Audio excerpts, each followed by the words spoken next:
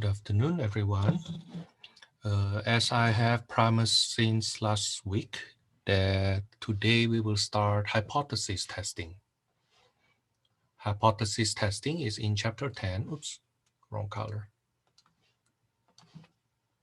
Chapter 10, that's hypothesis testing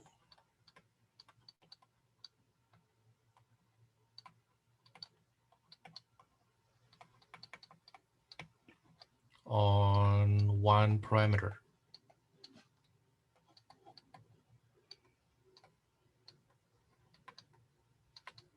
Now, this chapter is being divided into 4 parts. The first one, my lesson will be divided into 4 parts.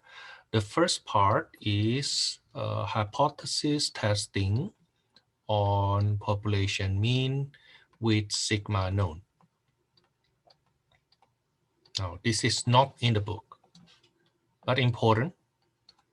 And just like before that, you will see this is the foundation of other hypothesis testing. Okay, not in our current edition.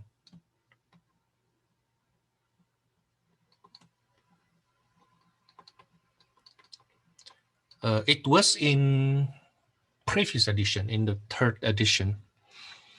And then after that, we will have hypothesis testing on population mean again, but this time when the sigma is unknown, the population standard deviation is unknown. Now, you will see this in 10.3. Now, today, we will do these 2 parts, these 2 topics here. And then, but you will see that the focus today is actually on the structure. Okay, we will focus on the structure and all the technicality. Now you will see once you get used to the structure, the procedure, the technicality, and then what happened for the later hypothesis testing, will follow the same template. Okay. So the 3rd one is hypothesis testing on population proportion. That is on section 10.2. And hypothesis testing on population standard deviation or population variance, that is on 10.4. Okay, now I would like you to remember that you need to have watched, you need to have watched in my announcement. Okay, go to announcement 5. We are going to test 4. Okay, I need you to watch lesson 19. But last time I told you to watch lesson 18 and 19. Okay, that's when you watched for the foundation, the lecture for hypothesis testing. And actually, trust me, I strongly believe, I get this input from students also. They say that my lecture, especially when it comes to hypothesis testing, actually good enough. You don't need any supplement. Okay, so please watch those first. Okay, now then watch me going over problems from our textbook in our discussion. Okay, so go to announcement, look at announcement 5. You need to watch from lesson 18. Okay, lesson 18. This was actually before test 3, right? But the second half of this lesson, the second half of this lesson 18 is already on hypothesis testing. Now then, lesson 19, basically continuation of that hypothesis testing with some basic examples. Now, lesson 20, as I know, also hypothesis testing with more examples. Lesson 21 and lesson 22, hypothesis testing on 2 parameters. And lesson 23, as I remember, those are a linear regression. So at this point, if you just watch the lecture videos and then do problems from the book, you're actually okay already. Okay, you don't need to wait for my You don't need to wait for my discussion. Okay, but of course, my discussion is still here for you to equip yourself. Okay, so here's what you will, how you will do this. My suggestion is the following. After you watch those lecture videos, okay, you will see the problems that I am about to go over in this section. Let's say I show you this, right? And then I say, well, you know what? We will perform hypothesis testing here. Then you pause the video, try to do it on your own, okay, and then play it again and see how I actually go over it. Okay, so use this as your kind of like instead of just solutions, call that video solution. Okay, how to go over those things. Okay, now things that I need to emphasize. Maybe I use red. Important.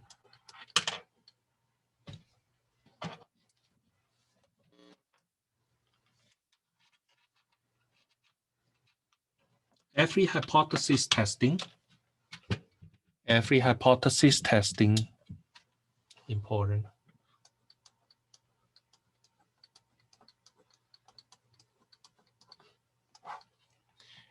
Every hypothesis testing problem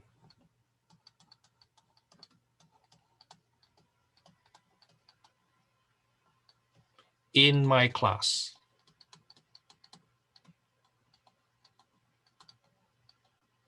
should be addressed or should be answered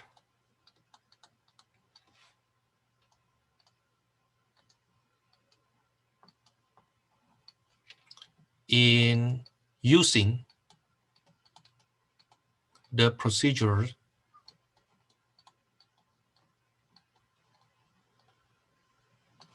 I described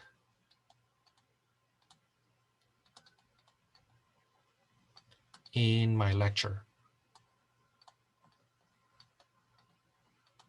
And therefore, you will see in our discussion later on, you will see the same thing, okay?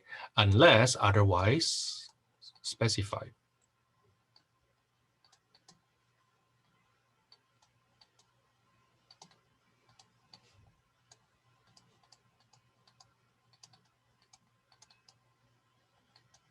Okay, now what are the procedures?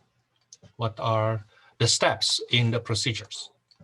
Okay, it's in my lecture, but let me say it again. The procedure will be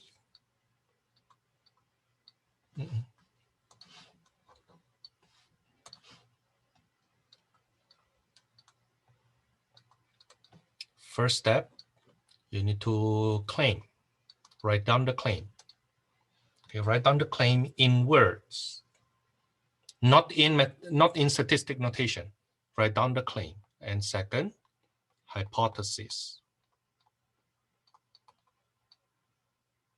Okay, hypothesis. Now, when you write the hypothesis, there must be two hypotheses. Okay, null hypothesis, original hypothesis, status quo, or alternate hypothesis. Now, you need to use these braces though. Okay, you're supposed to use that braces and then colon and blah, blah, blah later on. Okay, step 3, test statistic.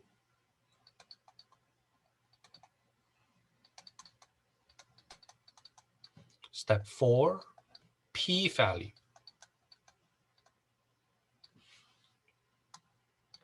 Step 5, informal conclusion.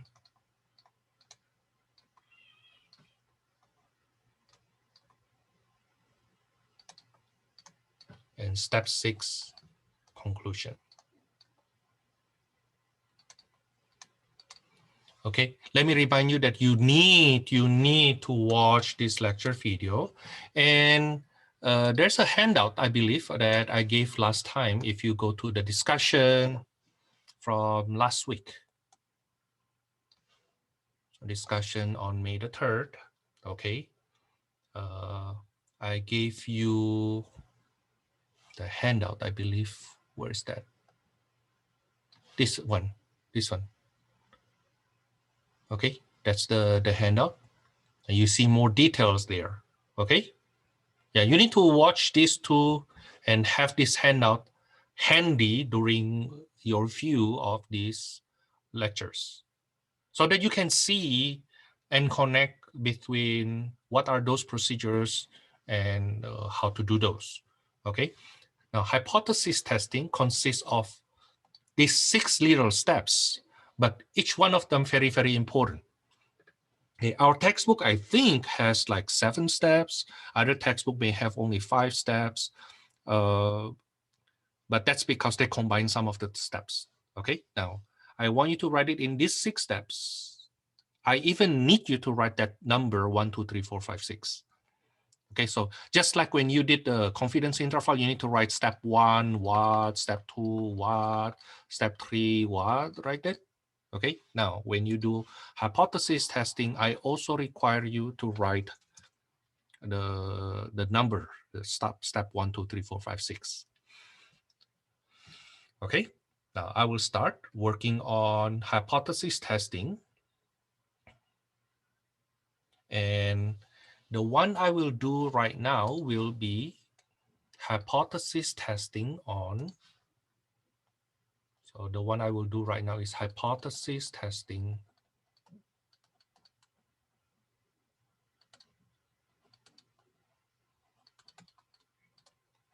on mu with sigma known, with population standard deviation known. Now, again, this part is not in our textbook, but it is a standard template that we need for all hypothesis testing.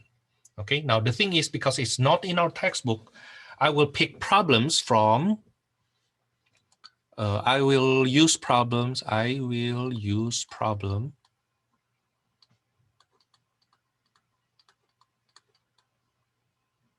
from section 10.3, but I use sigma instead of S. In other words, for example, this number 3, we want to test this hypothesis testing, hypothesis, right? Okay, in part A, they tell us the sample mean and the sample standard deviation. Okay, now later on when I work it out, I will change this sample standard deviation here. I will call that population standard deviation for now. Okay, I will call that population standard deviation first. Okay, and therefore you will see, instead of using t distribution, we will use standard normal distribution. Okay, now instead of answering these A, B, C, D, I will use those A, B, C, Ds as informations and work on step 1, 2, 3, 4, 5, 6.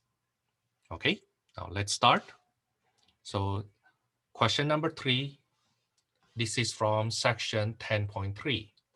But I modified the question a little bit such that instead of using S for sample standard deviation, I will use sigma for population standard deviation. Okay, now later on, I will do the same problem with sigma unknown. That's when I change that sigma back to S, from population standard deviation back to sample standard deviation. And then you can see the difference of the treatment. Okay, now number 3, to test, we will do the testing. Null hypothesis, mu equals to 50, alternate hypothesis, mu less than 50. The sample size is 24. Okay, they don't give us the claim. So step 1, the claim, none, they don't give it to us. Okay, so step 2, they give us hypothesis. Okay, null hypothesis, mu equals to 50. alternate hypothesis mu less than 50. Now you will see we call this a one-tail test. This is a left tail.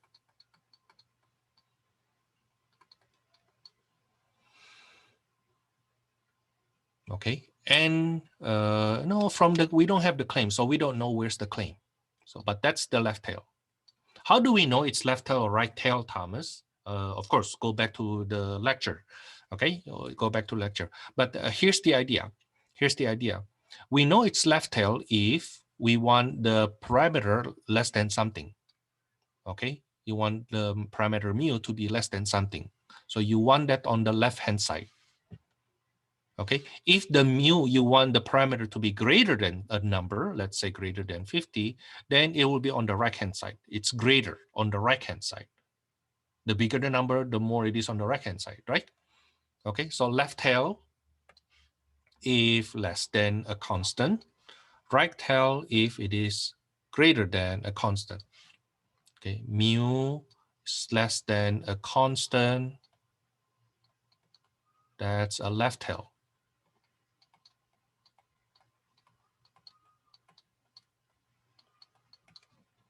Mu greater than a constant,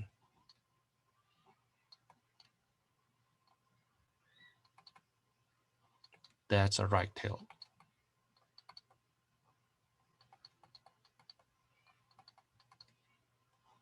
Okay.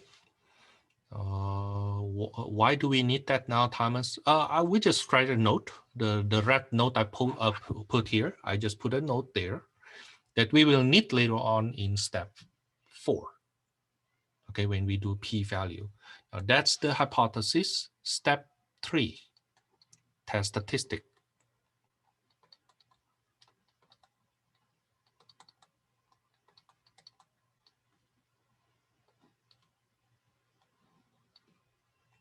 Test statistic. Now, if you remember confidence interval case, let's go back. Okay, the parallel in confidence interval for mu with sigma unknown.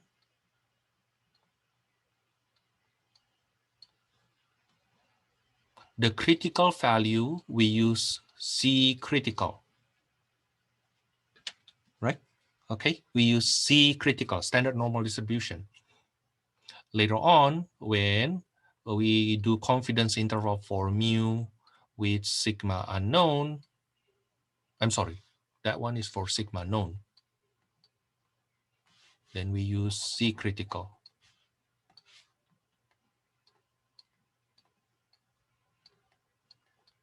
The critical value is standard normal distribution. Now, if for mu with sigma unknown, the critical value is T distribution. Okay, confidence interval for P, population proportion, the critical value is standard normal distribution. Confidence interval for sigma squared, the critical value is chi squared. Right? Okay, that's what we did in chapter 9. Now you will see that's the parallel when it comes to hypothesis testing. Okay, there's a parallel here. If the sigma is known to be population standard deviation is known, in this case 10.3, then what will the test statistic be? The test statistic, we will use C score, not critical by the way. C score will be X bar minus mu over sigma over square root of n. Okay, that's the formula for test statistic in hypothesis testing on mu with sigma known.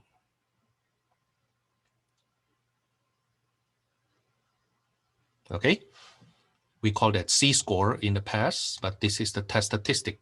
Now, X bar in this case, 47.1 minus, minus 50. Now, the parameter that we are testing, in this case mu, always come from here, always come from the constant of the null hypothesis always come from there.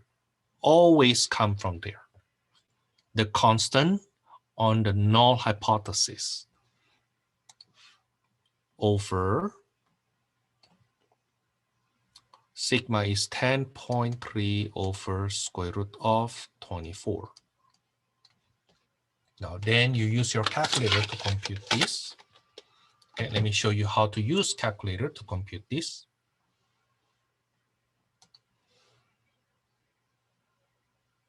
Give me a second. Oops, what happened?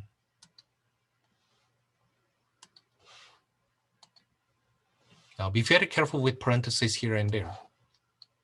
Okay?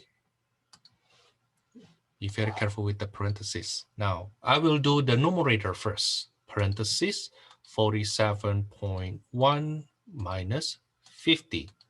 Close parenthesis. That's the numerator divided by parenthesis for the denominator 10.3 divided by square root of 24. Okay, so the test statistic is negative 1.37932. Negative 1.379, what's that again? 32.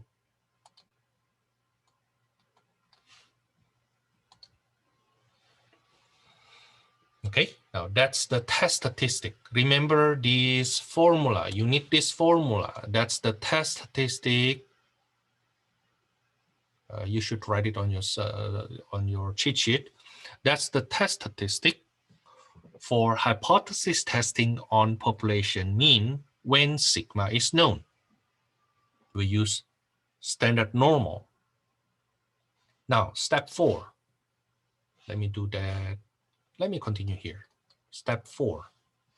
This is number 3. Step 4, the p-value. The p-value. Now, what is p-value? P-value is the probability to obtain that test statistic or more extreme.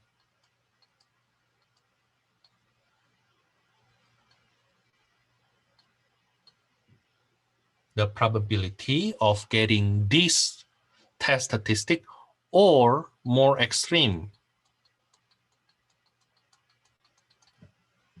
Okay, that's the p-value, the probability of getting that test statistic or more extreme. Okay, you usually call that the tail, the area of the tail. Okay, why we call that more extreme? Because this is the mean here, the mean that we claim, right? Okay, that's the mean that we claim. Not 50 in this case. In standard normal distribution, the mean is 0. Okay, now what is the probability that the C-score of your sample mean is negative 1.37932 or more extreme than that, or further away from the mean 0. Okay, now then the p-value will be, it's standard normal distribution, so it will be normal CDF from negative E99 up to negative 1.3793201. The mean is 0, standard deviation is 1. Thomas, why don't you use the standard deviation 10.3? No, we are actually in the realm of standard normal distribution. This is the C-score. This is C-score. Okay, this is C-score. Then I will use my calculator to compute. I will use my calculator to compute normal CDF. Lower bound negative E99. The upper bound is negative 1.37932. The mean is 0, standard deviation is 1. What happened? Let me see.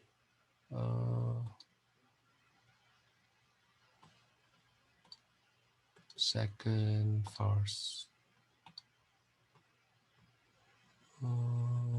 I wonder what happened. Let me see again. Normal CDF. Oh, I have extra dot at the end. I need to delete this. Yeah, not supposed to have that. Yeah, not supposed to have that. 0.0839. 0.08390. Right?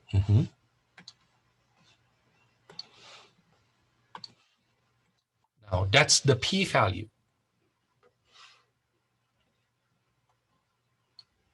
Okay, so they asked us in part A, they asked the test statistics. So this answer question A. This answer question A. Okay, now if the researcher decides to test this hypothesis at alpha equals to 0.05, find the critical value. Now I found the p-value. Okay, this is the p-value. I will teach you p-value method, and critical value method, the traditional method, will be just supplement. Okay, now step 5. I will show you later on in step 4 what is the critical value. Okay, step 5, informal conclusion.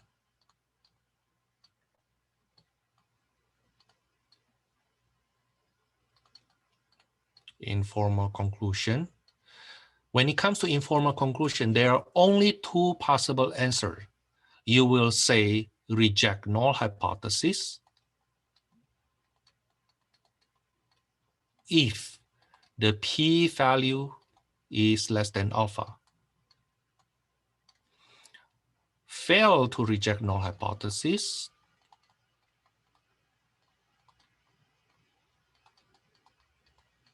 if the p-value greater or equals to.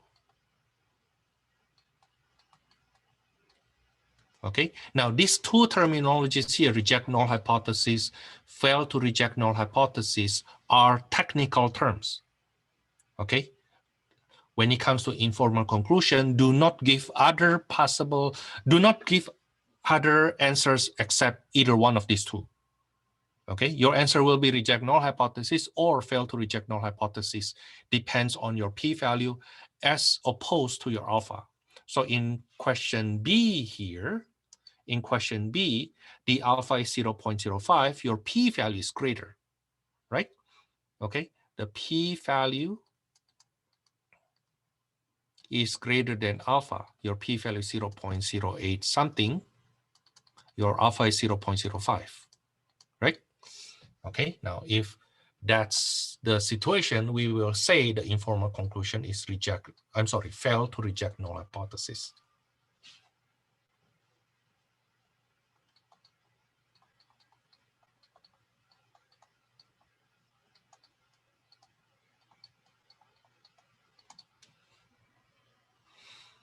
Okay, now step 6, conclusion. When we try to conclude, we will summarize what our data says about the claim. But because we don't have claim, we don't have step 1. It's not given, right? So the conclusion will be also none. Why? Because structurally, you will see that step 1 goes to step 2. In this case, they don't give us step 1. They go to step 2 right away. From step 2, we go to step 3. Okay, from step 3, we go to step 4. From step 4, together with step 5, we get step 2. Step 4 and step 2 give us step 5. Step 5, together with step 1, give us step 6. You will see that structure. I believe I emphasized this a couple of times when we did the in my lecture. Okay, now in this situation, because our step 1 was not given, then we won't have conclusion. Okay, the furthest we can go only step 5. Okay, the furthest we can go is only step 5. The step 5 is fail to reject null hypothesis. But let me answer part B here explicitly. For part B, what is the critical value? What is critical value? Critical value is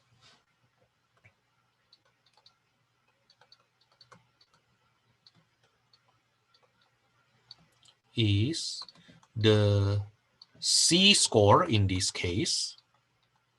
In the next case later on, you will see that's the T-score. Critical value is the C-score, which is the cutoff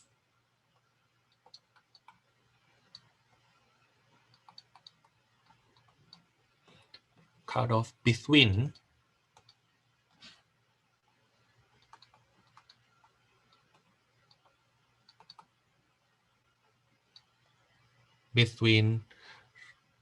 critical region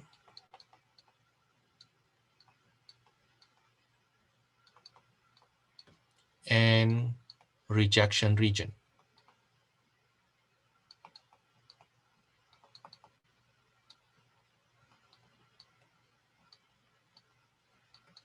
I'm sorry, acceptance regions.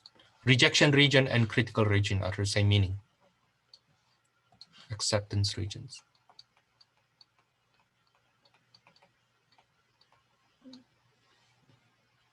Such that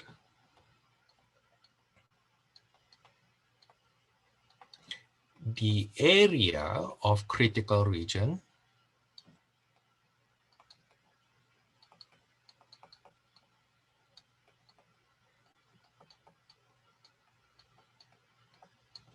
is alpha. Now, in this case, we know it's left tail, right? We know it's left tail.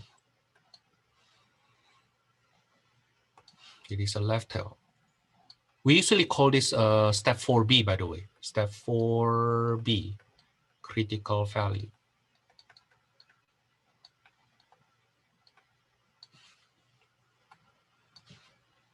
Now, suppose this is the normal distribution, standard normal distribution. We know it is left tail, right? Okay, now Z critical is the C-score such that the area of the critical region is equal to alpha.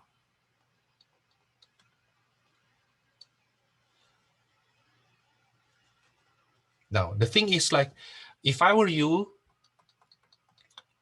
be aware the difference between test statistic that gives us the p-value. If we look back, the p-value is the area to the left of test statistic. This is the p-value.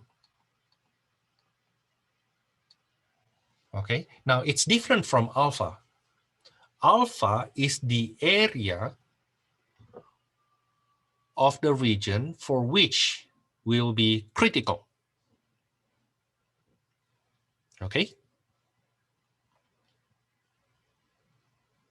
Now, critical value is the C-score in this case, such that the area of the tail is equal to alpha. Okay. Now, the alpha in this case is 0.05, and it is left tail. So, critical value will be inverse norm 0.05, that's area to the left, 0.1, the mean and standard deviation 1, respectively, 0.1. And I believe this will be negative 1 point, let me use my calculator, inverse norm 0.05. That's negative 1.64485.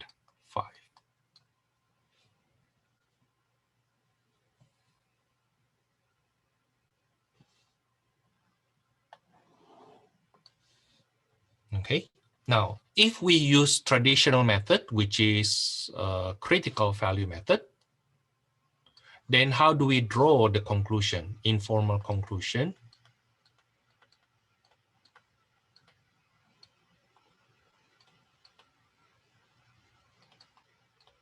Informal conclusion. This is how we draw the conclusion.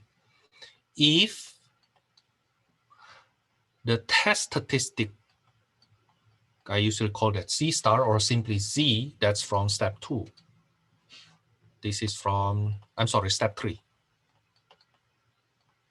The test statistic that we get from step 3 is on the tail, then we will say reject null hypothesis.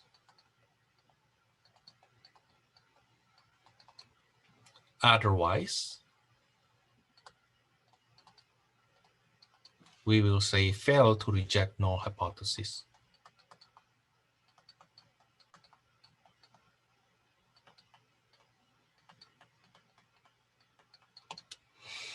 Okay, now let's see here. Let's see here. Our critical value is negative 1.644 something, and our test statistic is negative 1.37. This is our test statistic here. Negative 1.37. So you see it is not on the tail, right? It is not on the tail. It's not on the tail. Okay, if it is not on the tail, then we will conclude, the conclusion will be fail to reject null hypothesis.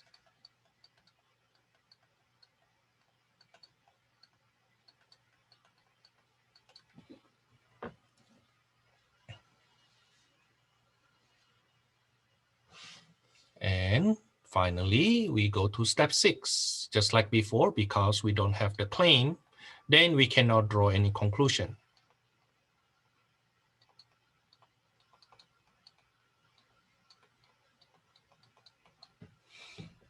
Okay, now remember, like what I said earlier, you need to watch the lecture video first.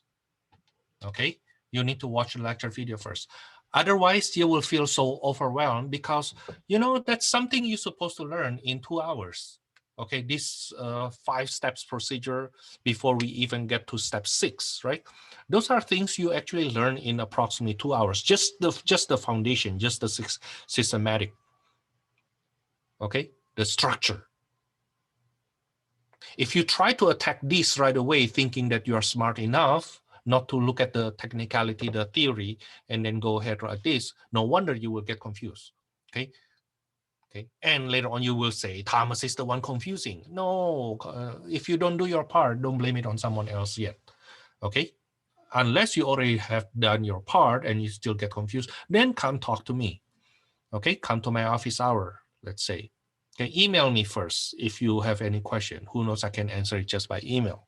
Otherwise, come to my office hour, or even if we are in class, if you have question, then you can ask, right? Okay. It's just like right now we have 6 steps, Thomas, and then Thomas, how do we know we skip step 1? Because we don't have the claim. What is the claim to start with? We will see that later on. Okay, we'll see that later on. But for now, I can tell you there's no claim. Okay, hypothesis, even hypothesis, they give it to us. Okay, how about the test statistic? Well, because the population standard deviation is known, then we will use C-score. Okay, and then we go to p-value or critical value. And then informal conclusion, then conclusion. Okay, for now, let me say this way. Hypothesis testing, again, I believe this is something I already mentioned in my lecture, but I'll repeat that again. There are hypothesis testing has 2 methods. Okay, in fact, more. I know there are 3 methods already at this point, but the one we teach in class is only 2 methods. The first method is called conventional method or traditional method.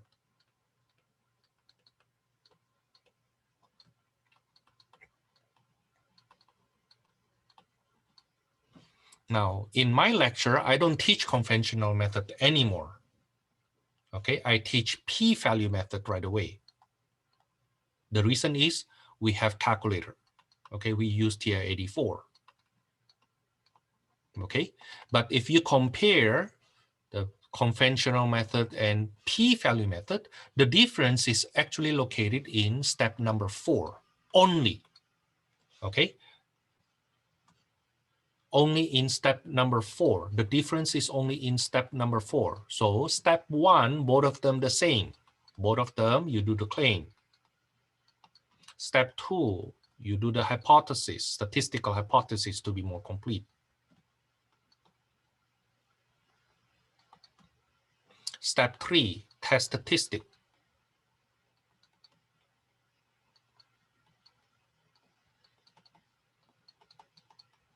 It is at step 4 we will split.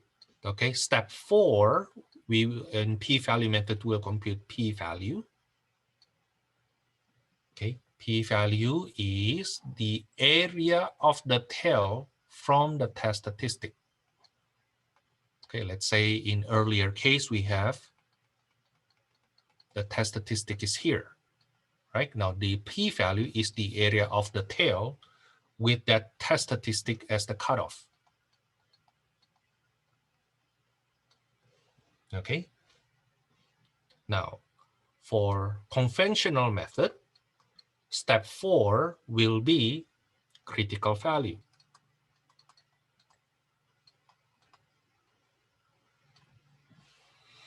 The critical value will be the C critical such that, what happened? Sorry. Is the C critical such that the area of the tail equals to alpha. Okay, which we usually call the significance level. This is C critical. Okay, that's the difference. That's the difference. Now, informal conclusion are basically the same with different ways to conclude, but the conclusion should be the same either way you use. For informal conclusion,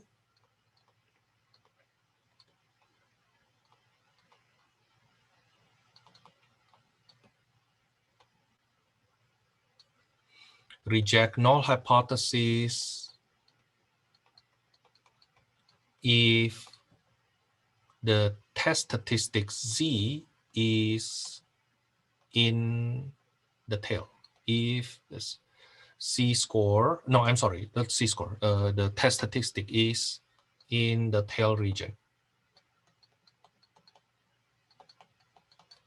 While for p-value method,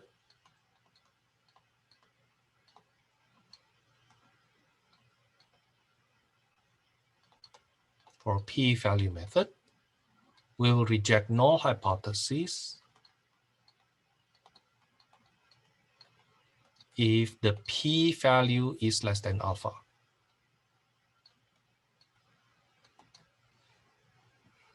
Okay, now later on, step 6, they're supposed to come up to the same conclusion.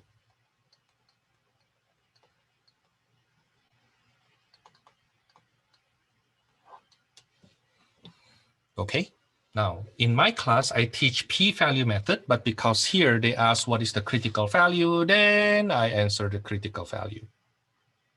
Okay, so part B, what's the critical value? Critical value is negative 1.64485.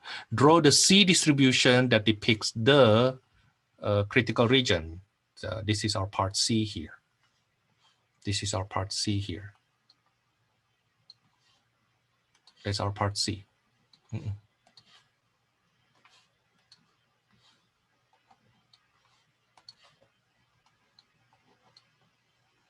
Okay, this is my part B. Will the researcher reject null hypothesis? That's our step 5. Fail to reject null hypothesis. Why? Because the test statistic is not on the tail region. Okay, now that's for number 3. Let's take a look on other question. See, I spend so much time, you will see I spend so much time on just describing, explaining the structure. I did that in my lecture. I will also do that again here. Okay, I will do number 5 this time. But again, I will just borrow the question from, I borrow the question from 10.3 and make the sigma to be equals to the S. So instead of knowing the S, we will call this the sigma. Okay. Now, therefore, instead of using T distribution, we will use standard normal distribution. Okay. Now, let me do it below it.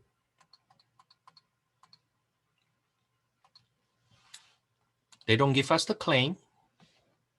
They don't give us the claim. They just tell to test null hypothesis mu equals to 100, alternate hypothesis mu is not equals to 100, sample size 23 from a population that is known to be normally distributed. Okay, because the sample size is less than 30. So they need to make sure, we need to make sure that the population from which this sample of size 23 is obtained. Okay. Now, once the sample size is 30 or more, then we don't need the sample to come from normally distributed population anymore, even though they will be even better if it is. So step 1, the claim is not given.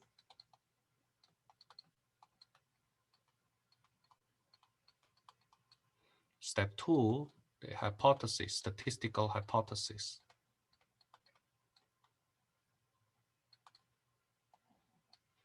It will be null hypothesis, alternate hypothesis. They give them to us. Mu equals to 100. Mu not equals to 100. Now, because they use not equal sign in the alternate hypothesis, then we know this will be two-tailed. Okay, it will be two-tailed. Now, what it is about, Thomas, when it is two-tailed? Well, we will see later on, but basically, here's what happened. To say that the population mean is not 100 means you are saying either the population mean is much less than 100 or much greater than 100. Okay, to say it's not equal to. Okay, so basically the reason we call that two-tailed is because when we say mu is not 100, it can be less than, that's the left tail, or can be greater than, which is the right tail. Okay. Now let's see step 3. What is the test statistic?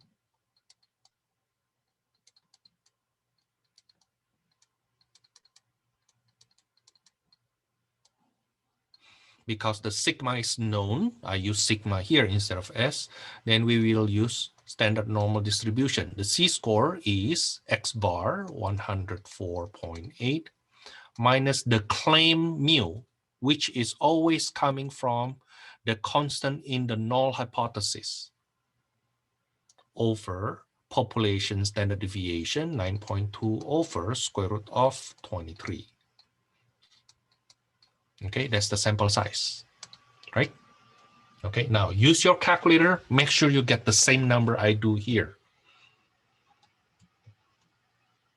One of the big problem that I saw students usually have in my class during the test is they don't even know how to use their calculator. Why? They only see my lecture, but they don't do anything. Okay, no, you need to, okay? You need to write down something. Follow me. This is the test statistic.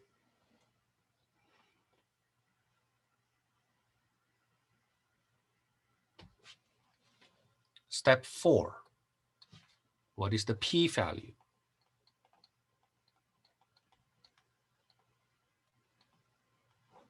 The p-value is the area of the tail.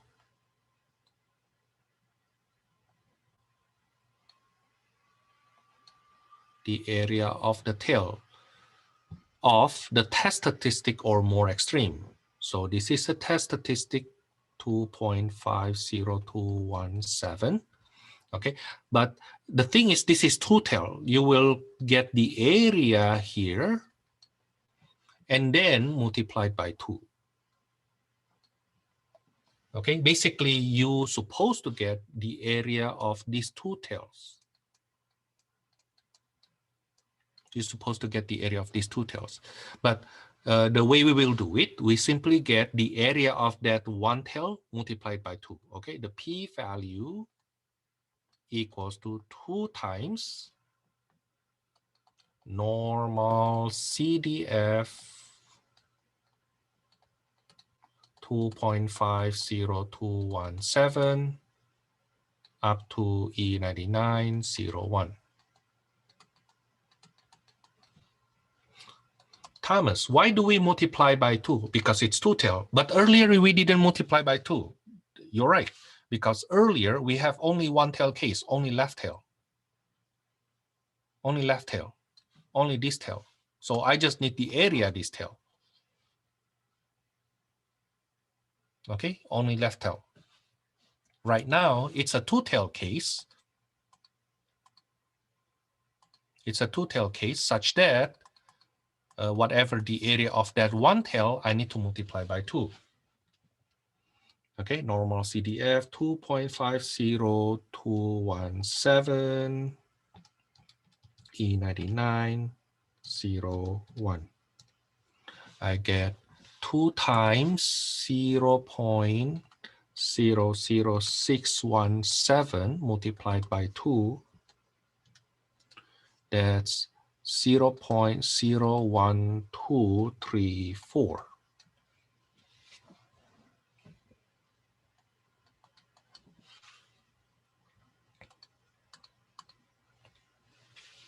So what is the informal conclusion?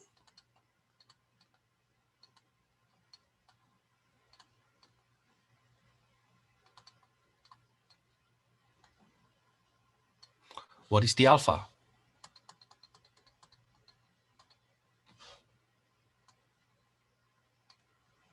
The alpha for question B, the alpha is 0.01. The alpha is 0.01, but here the p-value is 0.01234, which is greater than alpha, right? So the conclusion will be fail to reject null hypothesis again.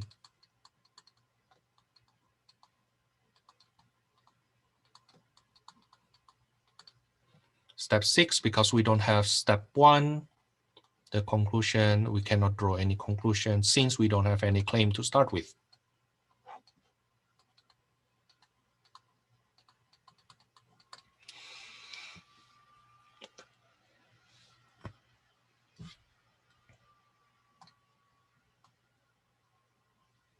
Now, this is the p-value method. This is p-value method. What if we use conventional method, traditional method? If we use traditional method or conventional method,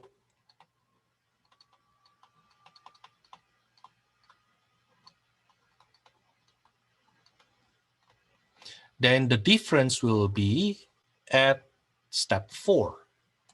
Instead of p-value, we will use critical value. Now, critical value, again, is the C-score such that the area of the tail, in this case, the tails, because we have two tails, is equal to alpha. The alpha is 0.01. So the area of each tail here, you have two tails, right? The area of each tail here will be 0.005. Half of that. Okay, now here we have two critical value. This is one, this is another one.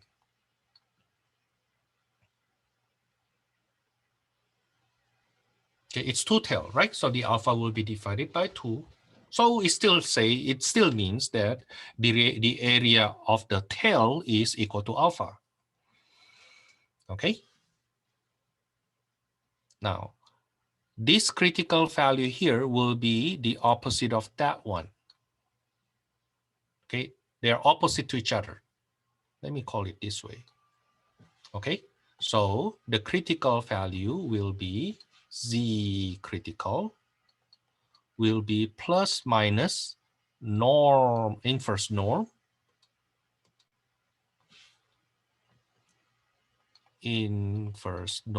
such that the area to the left of that critical value is 99% plus 0.5%.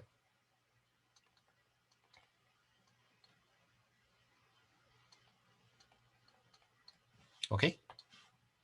Area to the left of that critical value is 99% plus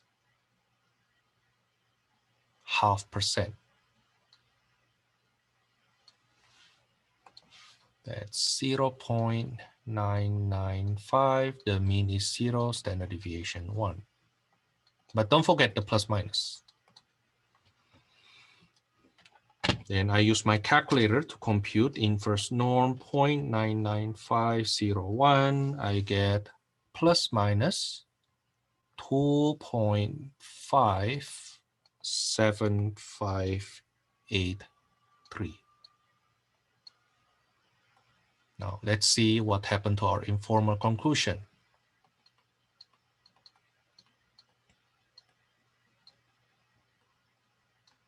We're supposed to come up with the same informal conclusion, but the way we draw that conclusion is different.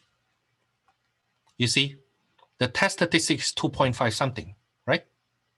The test statistic is, let me draw it again. The test statistic is 2.5 something.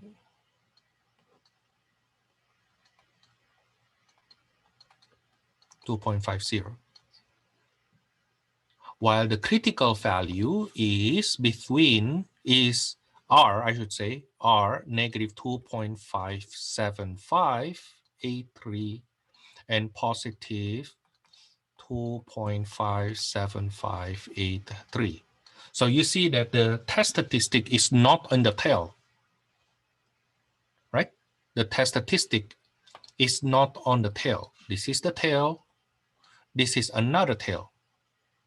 In fact, the test statistic here is in the what we call acceptance region. The blue one is the acceptance region. The yellow one is the rejection region. Now, because the test statistic is not in the rejection region, then we conclude fail to reject null hypothesis.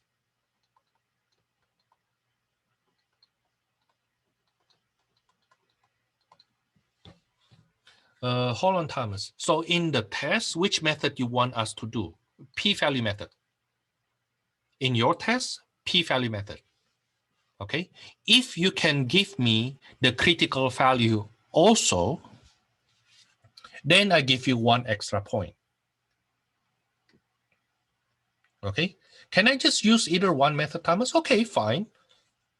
You want to use critical value method because that's how you learned it before? Fine. But I still need you to do it in these 6 steps. Okay. I want to say that in my test, I did this. Suppose I give 9 points for this question, which is usually the case. Okay. 9 points for this question, step 1, 2, 3, 4, 5, 6. You get 9 points if you get everything correct. If you give me extra critical value, I give you extra 1 point. Okay, or if you use a critical value method, but you then also give me p-value, then I give you extra 1 point.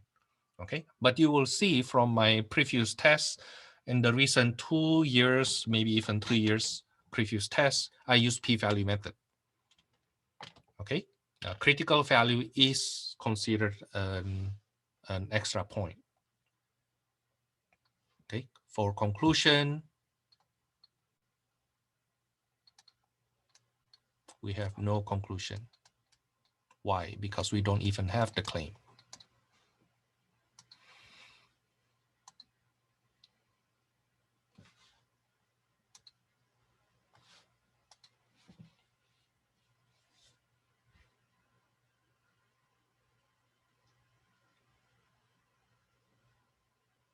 Okay, now that's for number 5. I think I will do what I will do next is just go on with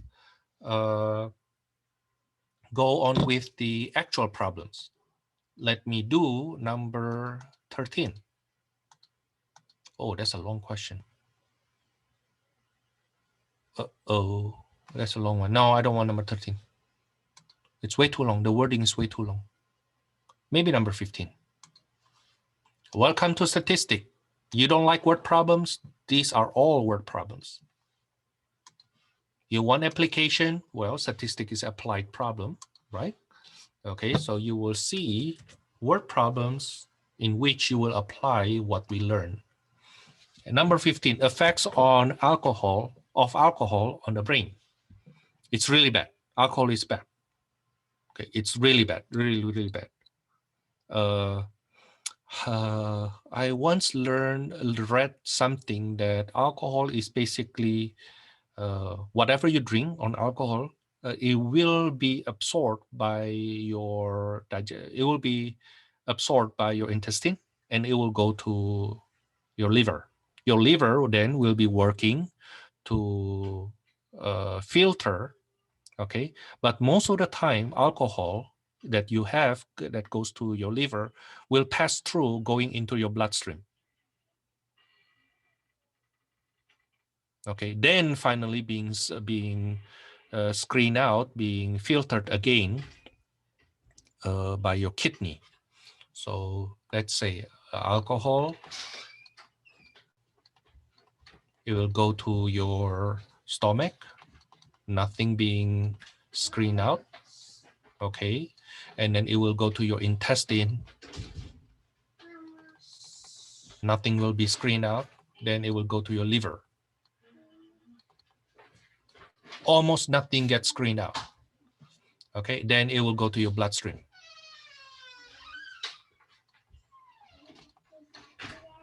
It's like, if only all the food that we take have this effect, that would be so nice, so that you don't need to eat too much, right?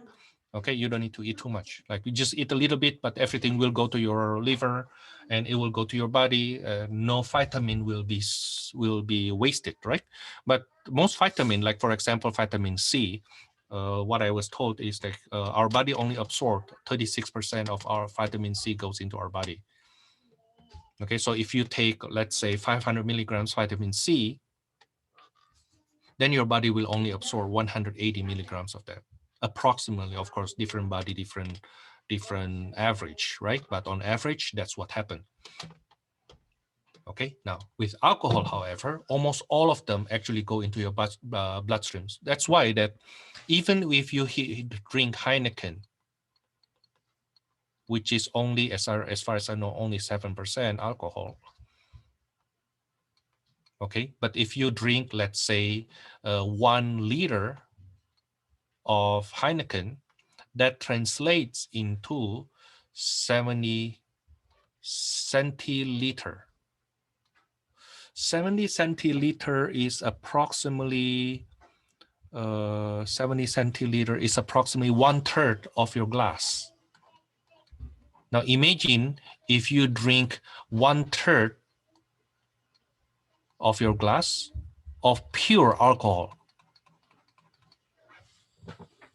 You know, and the thing is, this 1/3, this 70 centiliters of alcohol will go into your bloodstream. It will pass your brain. If you drink 1 liter of alcohol, it will pass your brain. Now think what happened with your brain if you drink so much. Okay, it's bad for your brain, trust me. No, that's something. If people ask me, Thomas, do you drink? A little bit, social drink. Okay, I basically hold the bottle and talk with my friends so that they don't keep on asking me, Thomas, do you drink? Why don't you drink? Thomas, have fun, blah, blah, blah. So to avoid that from happening, I just hold the bottle. Okay, and drink, sip here, there a little bit. Of course, I tend to have the barbecue more. Okay, now let's go on with this question. You will see that the first half of this passage here basically say nothing that we need.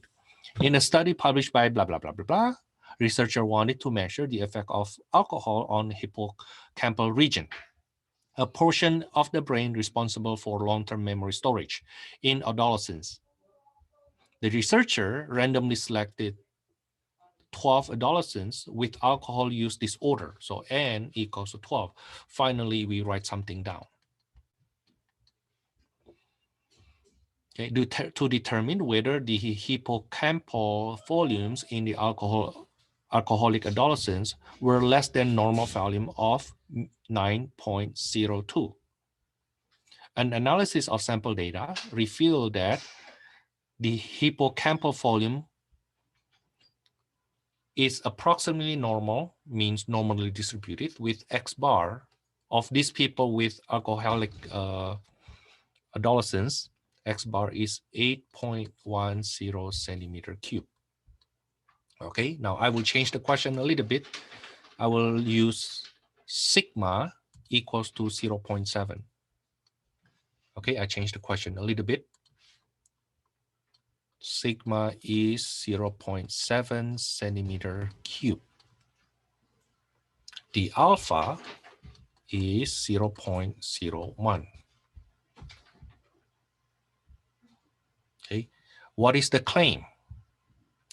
What they want to see is whether the hippocampal volumes in the alcoholic adolescents were less than normal volume. Okay, this is the number. Okay, now so step 1, what is the claim? The hippocampal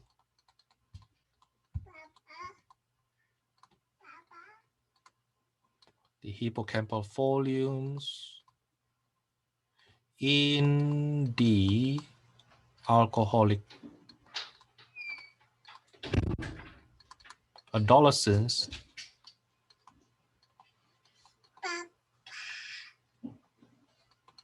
were less than the normal volume, 9.02 cubic centimeter. That's the claim. Okay, now step 2. What is the hypothesis?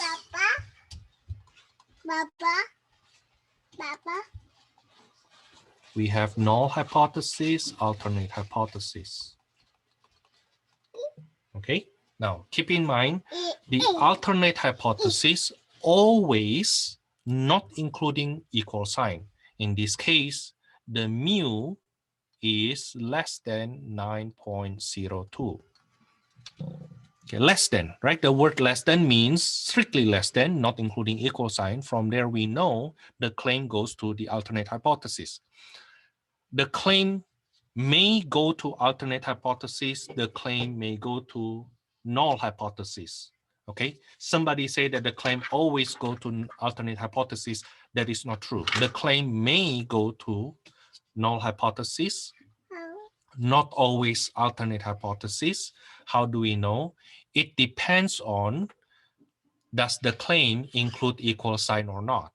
Okay, now the null hypothesis then needs to be the complement of the alternate hypothesis with equal sign. Our textbook always use equal sign only for null hypothesis. Can I do that, Thomas? Yes, you can. Okay, but in my tradition, when I teach, and that's how I learned that before, null hypothesis and alternate hypothesis supposed to be complement to each other. Okay, now I'm not saying that using equal sign is wrong. No, it's just different point of view. Okay, older statistician like me, even though I'm not that old yet, tends to use complement signs here. Okay, the recent statistician, a more modern statistics, they always use equal sign here.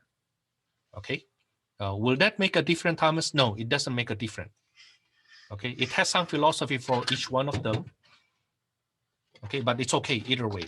After all, the fact that we need left tail or right tail is decided by alternate hypothesis. Okay, from here we see this is left tail. Okay, from there we see that's left tail. Now, step 3, test statistic.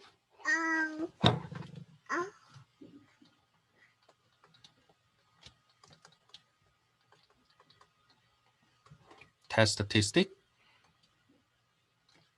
Z is equal to the sample mean 8.10 minus the mu that is claimed in the null hypothesis. Always the parameter, the value of the parameter that you use always come from the constant in the null hypothesis divided by sigma 0.7 over square root of 12. Okay, again, use your calculator to confirm. Please do so. You need to get this number.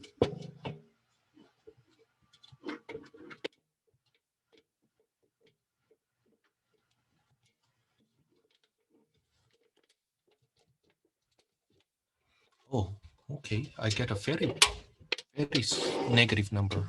That is negative 4.55282. That is what I get. Okay, make sure you get the same thing. That's the test statistic. Now let me continue with, you know what? Let me do it this way. I try to save some space so that the view is still okay. But let's see. I will move these here.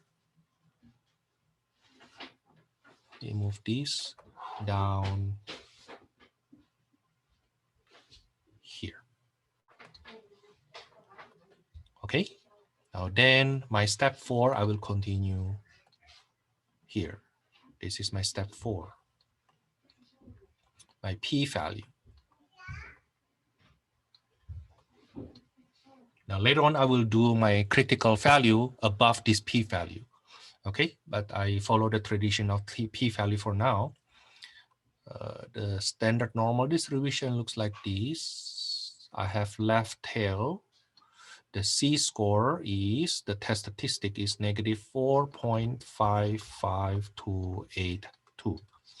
So I need to find the area here that gives me the p-value. So p-value equals to normal CDF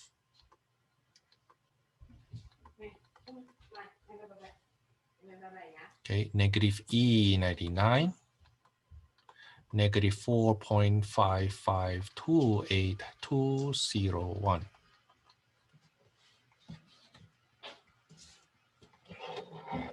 Use my calculator.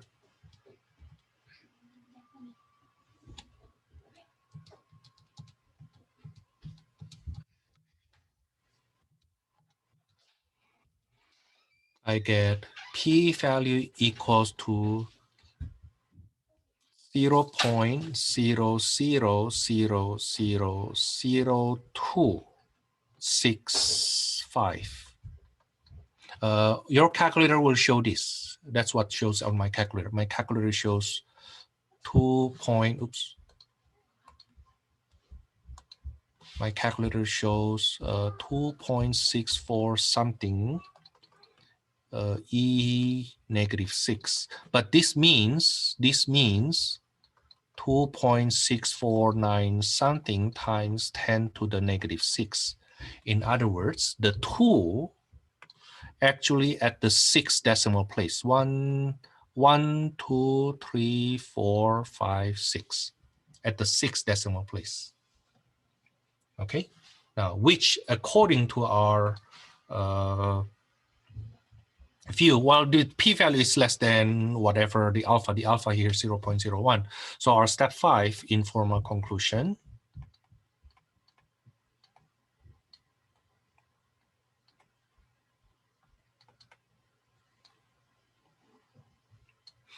Yeah, because the p-value, let me write down why. The p-value is less than alpha. So we will say the informal conclusion, we will say reject null hypothesis.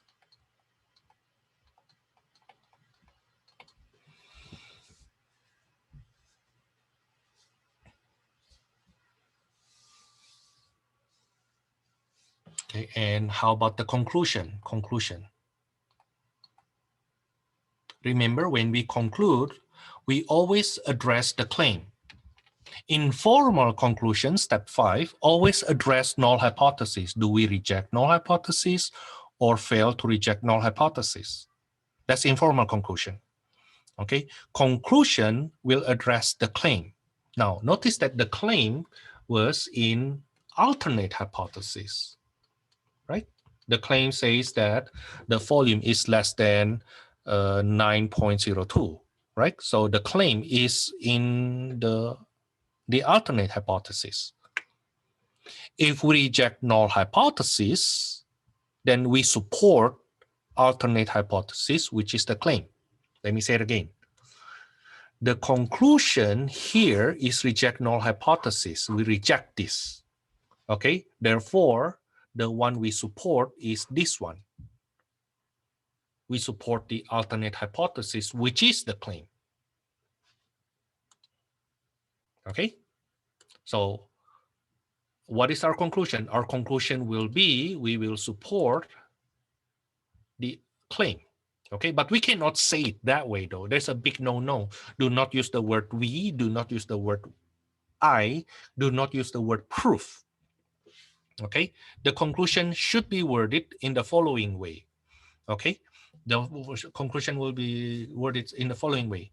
The sample data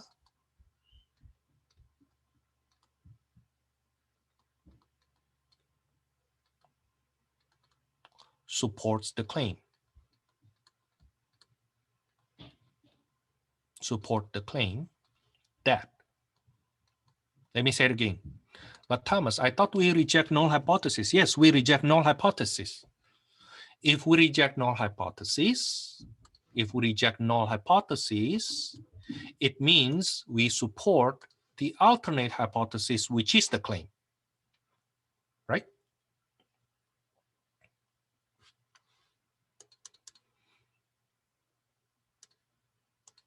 Now, we will support the claim, but don't stop there. You have to copy paste whatever the claim you have in step 1.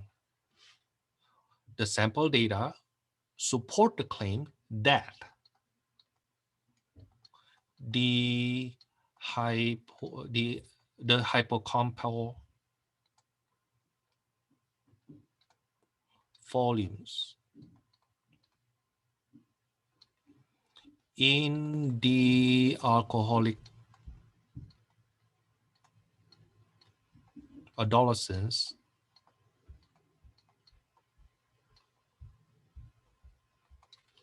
were less than 9.02 cubic centimeter. Okay, that's the simplest wording for the conclusion. Okay, again, go back to my lecture and my handout, see what kind of wording we can use. We are actually quite flexible when it comes to wording. But there are things, big no-nos that you cannot use. You cannot use I support, no. You cannot say we support, even though that's what we have in mind. Okay, we we are only administrator, we are only the judge, okay? But we use the sample data as evidence. Okay, now in my class, I have a tendency following some statistician, they like to say the significance level. So in this case, at alpha equals 0.01, the sample data support the claim.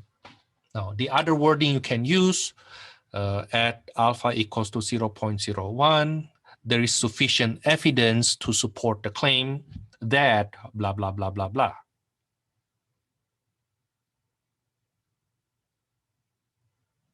Okay, there is enough evidence to support the claim that blah, blah, blah, blah, blah. Remember, do not use the word I, do not use the word we, because we are not the one deciding. We are the one administering the rule.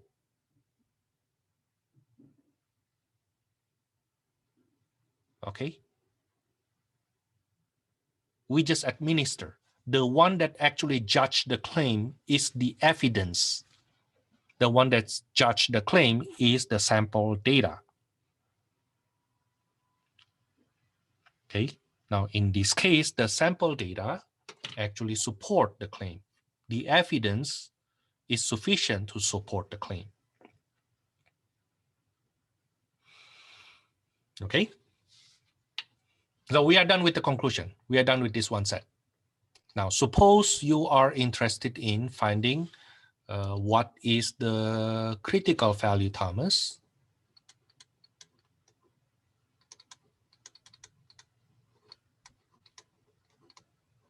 Then you'd look at the alpha and the fact that it is left tail. The alpha is 0.01 and it is left tail. So this is the critical value. The critical value, C critical, is inverse norm 0.0101. I think negative 2.32 something something. Let me see.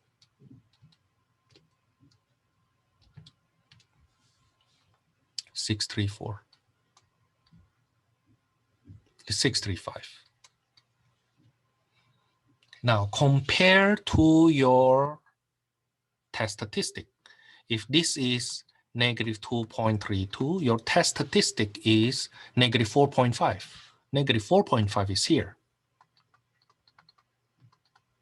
Right? You see that the test statistic is actually in the critical region, in the tail. So the conclusion will be the same. We will still reject null hypothesis.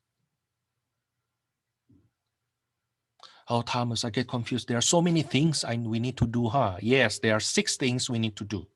They are related to one another.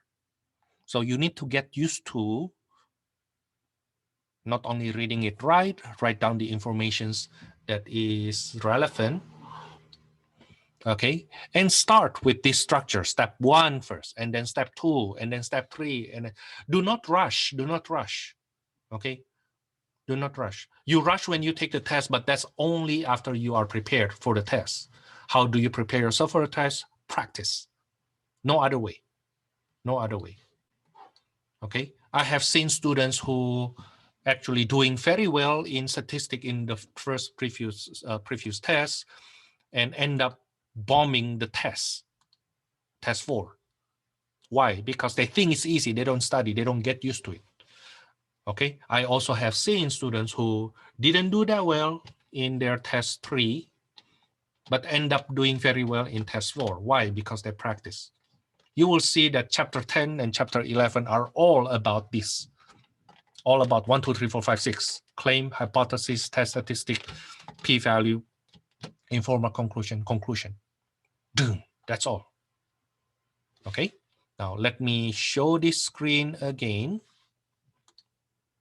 I will give myself a break. I hope this is readable. No, it's not yet. Like this maybe. Is it better?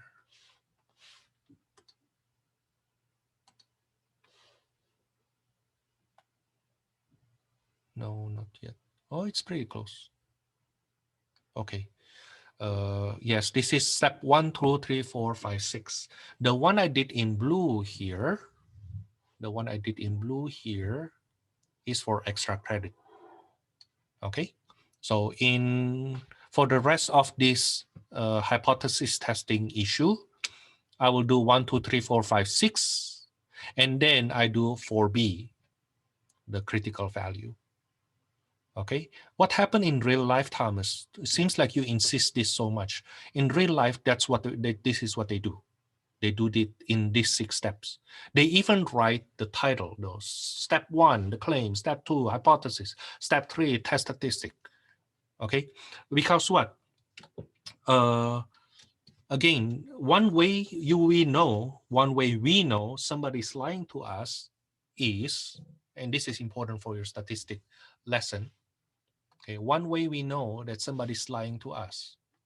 Method of lying. Okay, method of lying. 1. Well, basically, downright telling lies.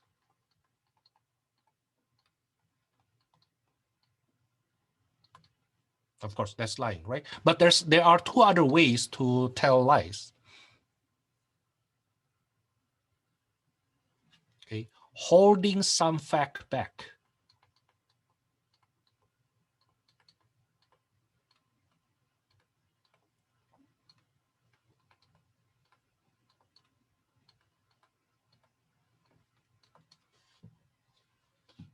That's also a lie.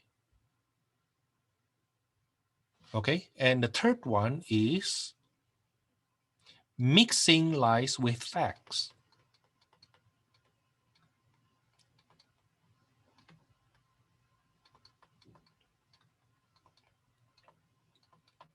That's why when you go to court and they swear you, okay, they will your swearing consists of 3 parts. First, I will tell the truth.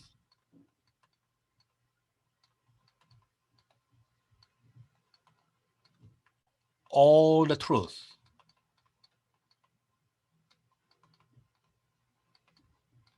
And nothing but the truth.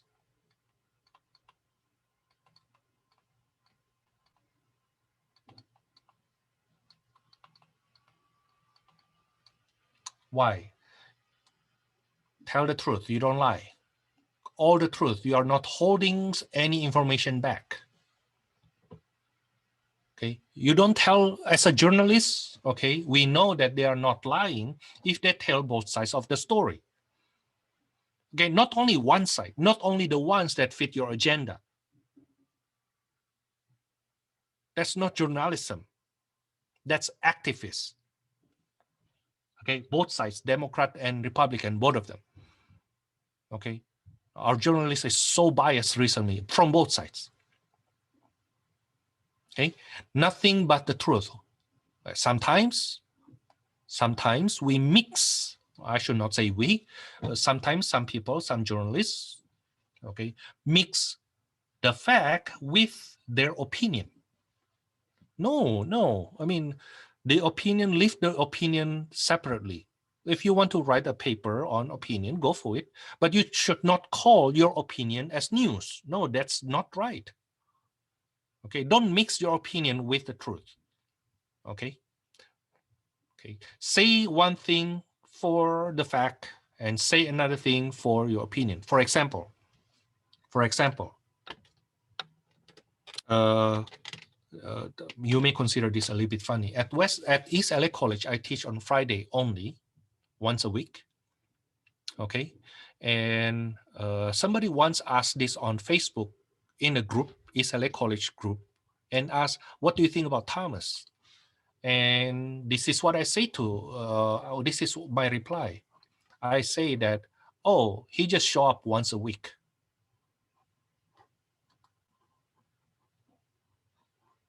You know, did I say it wrong? No.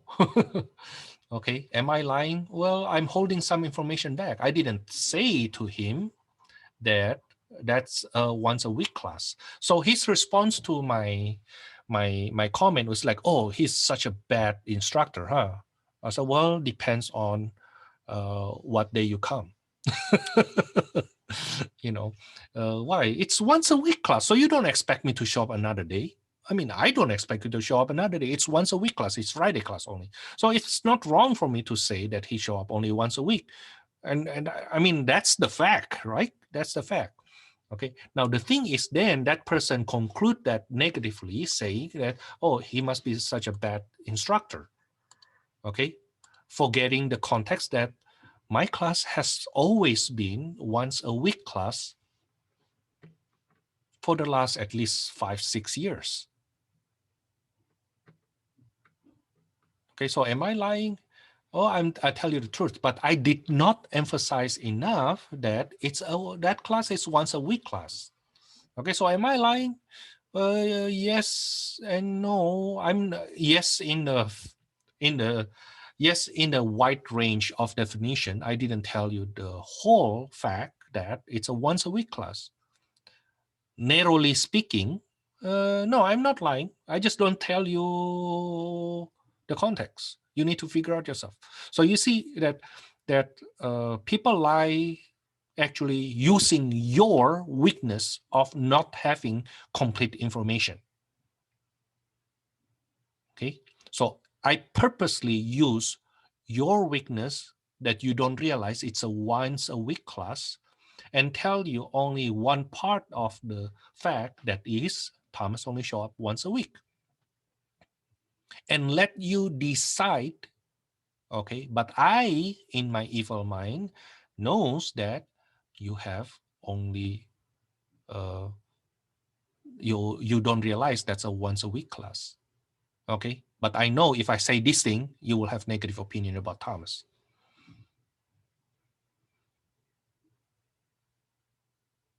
Okay, that's partial information is dangerous. Okay, and how you actually change people's mind in the right way is by giving them all the relevant information. Okay, and to distort their mind is by telling just part of those information. Okay, I talked too much about this. I will give you a break, myself a break to be more precise. Right now it's 5:32. I will give myself 10 minutes break. I come back at 5, let's say 5:45. Okay, I come back at 5:45. I will do one more problem from this section with sigma unknown. Then after that, I will go over the same problems again, but with sigma unknown. So I change this back to S instead of sigma. Okay, see you later.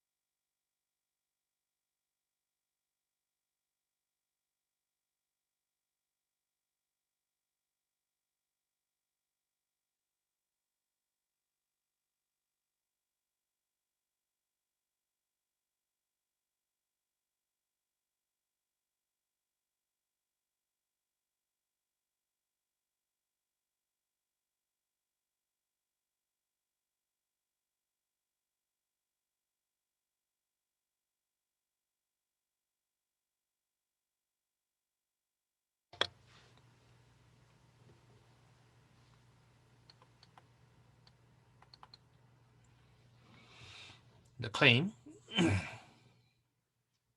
they actually give us the claim quite explicitly. Conduct the appropriate test to determine if high-income individuals have higher FICO scores.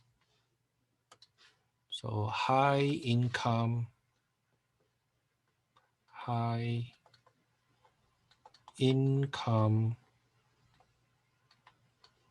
individuals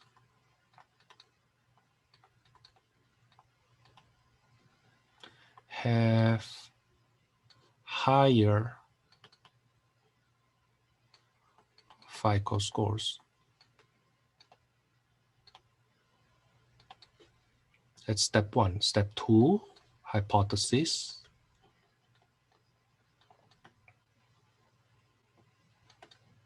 When we say higher, higher than what? Higher than what? Higher than the mean, right? Compared to the average, which is 703.5. High income individual have FICO scores even higher than that. Okay, so the null hypothesis, alternate hypothesis, the mu is greater than 703.5. Okay. So we don't know what is the actual average FICO score for those higher individuals, but can we still come up with the conclusion that it is greater than the average 703.5? Okay. Why don't we compare that to 700 here, Thomas? Well, because that's 700 only to be a quality credit risk, but not the average of the overall mean. This is the overall mean. According to FICO, the mean FICO score is 703.5.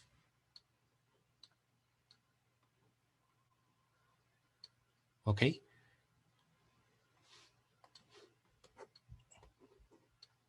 Now then, how about the null hypothesis? That will be the complement less than equals to 703.5. Okay, if you follow textbook, which is okay, the null hypothesis will be mu equals to 703.5. Now, if we look at the alternate hypothesis, H1, then we see this is a right tail. And that's also the claim. Okay, now let's go on. Let me copy this down. I need this information lower here so that my window is okay. So step 3, how about the test statistic?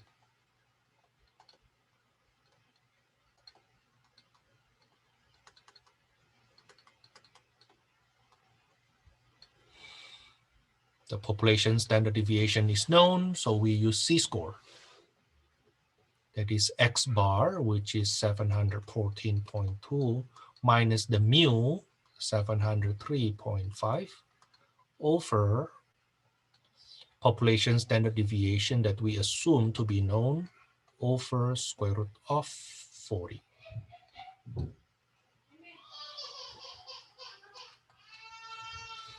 Okay, now again, check with your calculator. Make sure you get the same number with me. Okay, 714.2 minus 703.5. That's the numerator, divided by 83.2 over square root of 40. Oh, yeah, I get 0.81337. That's the test statistic. Step 4, how about the p value? The p-value is the area of the tail from the test statistic or more extreme. Test statistic 0.81337. I need the area here. Do I need to multiply by 2? The answer is no. When do we multiply by 2? Only when we have two-tailed case. Okay, so the p-value here, I don't need to multiply by 2. That's normal CDF 0.81337 to infinity 0.1.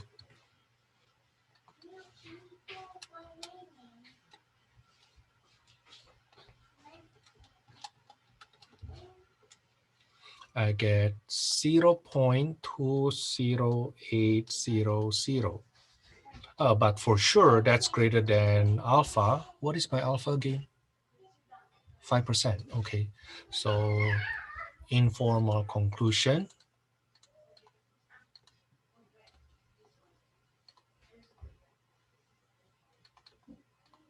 Informal conclusion, and that will be fail to reject null hypothesis.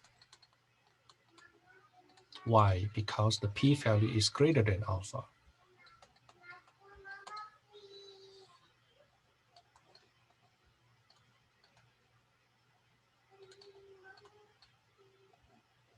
Fail to reject null hypothesis. In other words, the evidence support the null hypothesis, not the alternate hypothesis, which is the claim. Okay, in this case, the claim is with the alternate hypothesis, right? Okay, while the conclusion actually failed to reject null hypothesis. Okay, now in that situation, the conclusion will be at 5% significance level,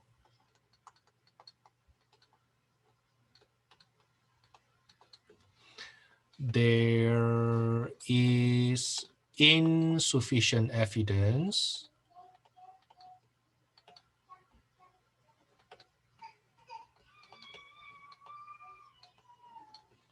to support the claim.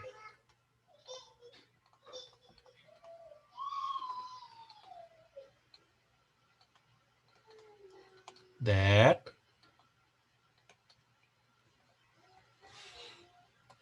what is my claim? High income individual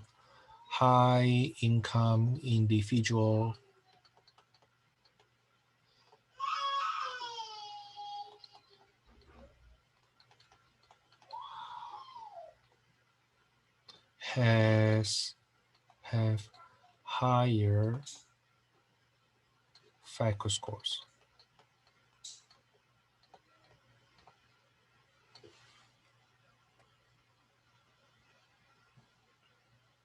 Okay, now again, the wording, this is not the only wording. You can say there is not enough evidence to support the claim. The sample data does not support the claim that. Okay, but we don't say it doesn't prove the claim. No, don't use the word proof, because even our sample data may have bias.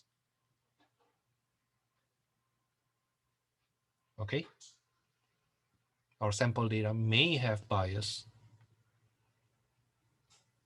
We call that sampling error, sampling bias. Okay, now how about 4B, the critical value?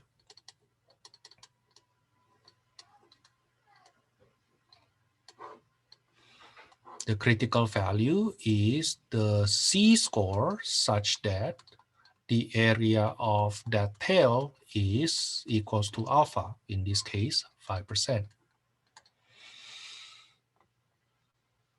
Okay, so this will be inverse norm. The area to the left though, 0.9501.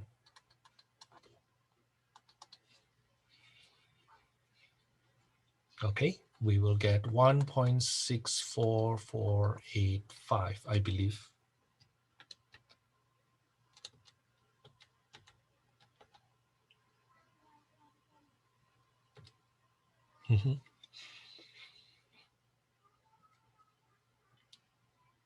And you see that the C-score 1.644 something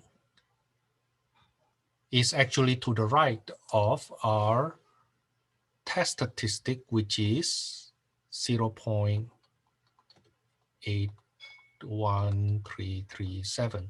So you see that our test statistic is not on the tail.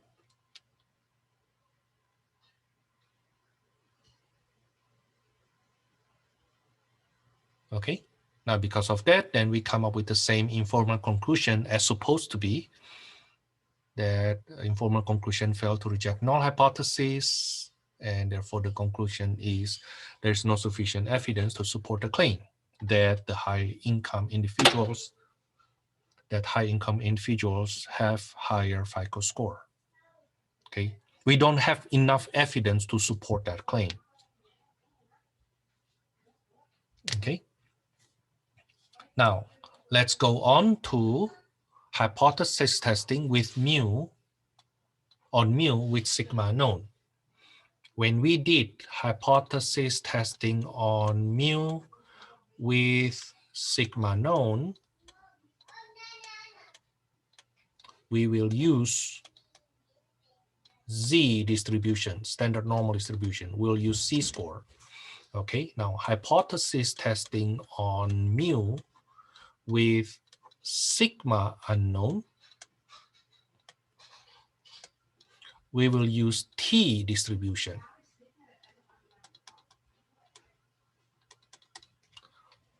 Okay, but everything else are actually the same. Now let's go back to number 3. Number 3, I will just borrow what we need. Okay, so instead of answering A, B, C, D, this is from 10.3, by the way, section 10.3.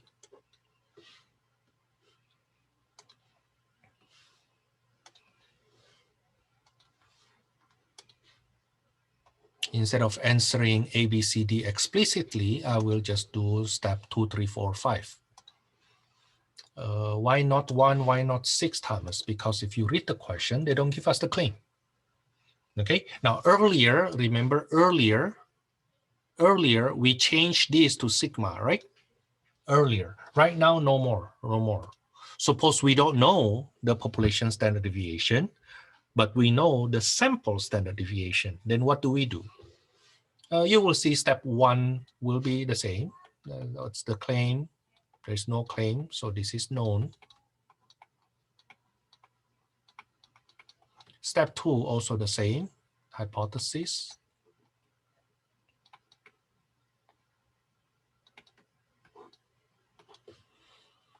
The null hypothesis, it's given to us mu equals to 50. Alternate hypothesis, mu is less than 50. So it is a left tail.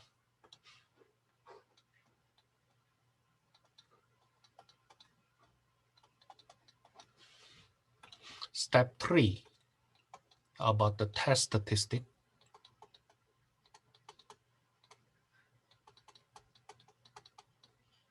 Again, because we don't know the population standard deviation, to test the mu, then we will use T. Okay, but the numbers are actually the same. The T will be the sample mean, 47.1, minus the claim mean, that's 50, over S, which is 10.3, over square root of the sample size, 24.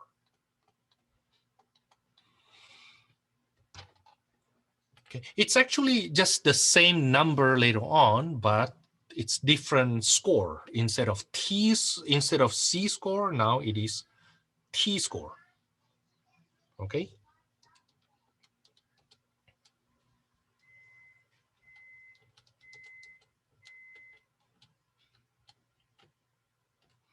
I get negative 1.37932.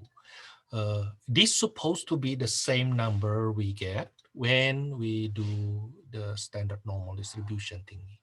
Where is that? Yeah, it's the same number here. You see that? It's the same number here. It's just different Z. It was Z before because we assume we know the population standard deviation. Now we don't know the population standard deviation. Step 4. How about the p-value? The reason I switched to p-value instead of using conventional method, by the way, if you see from my old tests, like around 5 or even 7 years ago, the one I post on my website, those are still using conventional method. Okay, so my step 4 there, instead of p-value, you will see critical value. Okay, now only recently when I insist that students need to use TI 84, 83, 84, then I switch to a p-value method. Okay, again, the idea of this p-value is the same. We know it's a left tail. Okay, we know it's a left tail. The p-value is the area of the tail from the test statistic or more extreme. Okay, so p-value equals to, okay, p-value will be TCDF from negative infinity to negative 1.37932, and then degree of freedom, which is 23.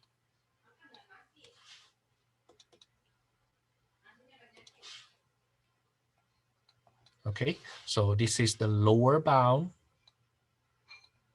which is negative infinity. This is the upper bound.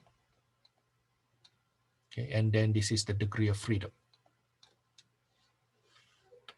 Okay, now TCDF is 2 steps after inverse norm on your calculator. TCDF, lower bound, negative E99, upper bound, negative 1.37932, degree of freedom, 23. I get the p-value 0.09053, which is greater than alpha, right? Which is greater than alpha. So my informal conclusion, if p-value is greater than alpha, we will fail to reject null hypothesis.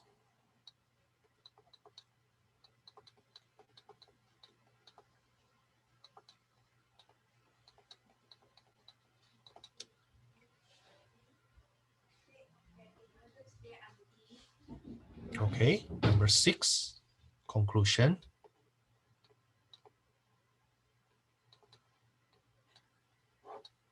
At 5% significance level, or you can also say at alpha 0.05, there is insufficient evidence. Actually, no. Yeah, that's insufficient evidence. But no, I cannot, I'm sorry, I cannot conclude anything because the claim is none. Sorry. No conclusion. No claim, no conclusion.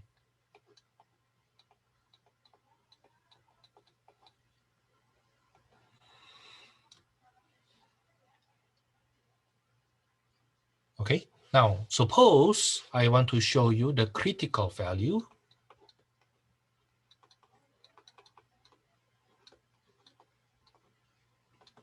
Then it is the area to the left should be 5%.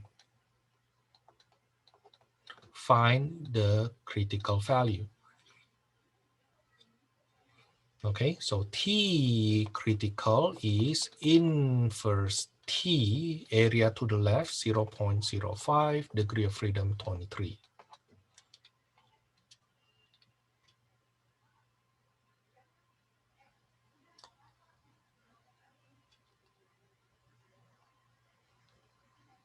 Okay, inverse T area to the left 0.05, degree of freedom 23. Then I will get negative 1.71387.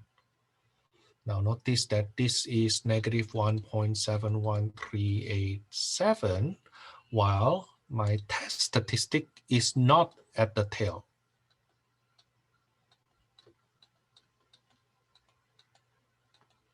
Right? Okay.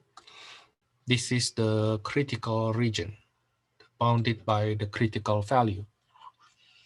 Because my test statistic is not on that tail, then we fail to reject null hypothesis. The same conclusion.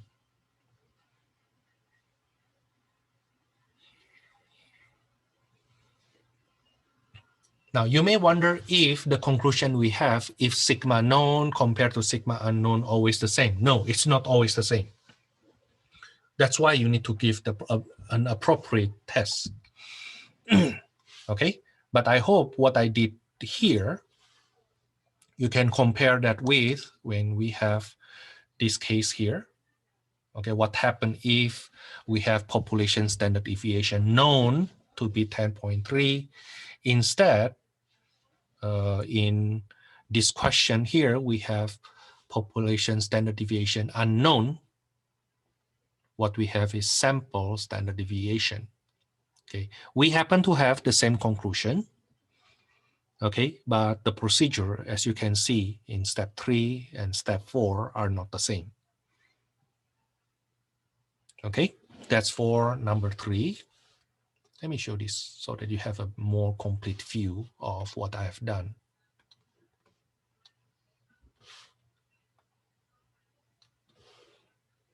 Okay, I will copy paste question number 5, which we did earlier with the assumption that the sample standard deviation becomes population standard deviation.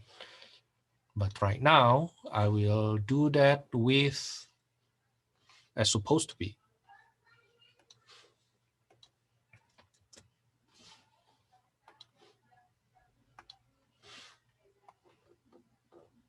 Okay. We have step 1 unknown. Step 1, the claim is none. We did this problem before, but at that time we change this becomes sigma, right? You see that? We changed that to sigma, but no more right now. No more right now. We use population. Instead of using population standard deviation, we use sample standard deviation. Now then, that's the claim hypothesis given to us.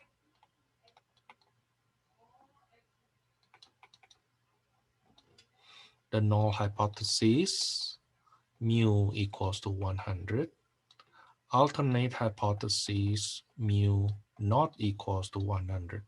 Because it is not equals to 100, then we know it is two-tailed, which means the p-value later on should be multiplied by 2. Okay. Step 3, test statistic.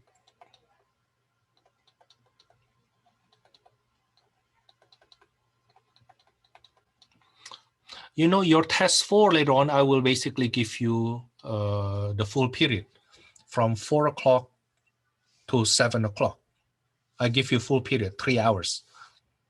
But here's what happened in the past though. If you don't practice enough, even 3 hours is not enough for you. Okay, I give you extra 1 hour because we will write more. Okay, you will write more, and a lot of them I know formality, but that's part of the procedure. So let's just do it that way. Okay, now the extra time allow you to write these steps, even though we have more writing. Okay, don't skip these steps. I want them as is. Okay, don't skip them. But Thomas, I know what I'm doing. Yeah, I know what I'm doing too. If you don't write what I want you to write, you tell me something. You're telling me that you just don't want to write the report appropriately. Okay, I'm basically teach you how to show the report of hypothesis testing right now. It should look like this. Okay, now test statistic. Here the n equals to 23 and the x bar is 104.8, sample standard deviation 9.2. Okay, the alpha, as we see in part C, is 0.01. That's the significance level. Okay, so the test statistic T will be 104.8 minus 100 over sample standard deviation 9.2 divided by square root of the sample size 23.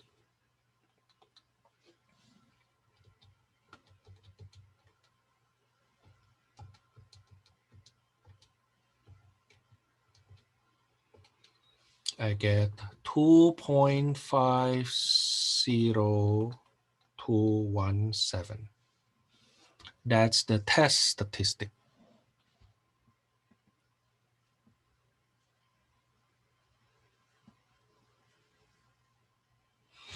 Step 4, p-value.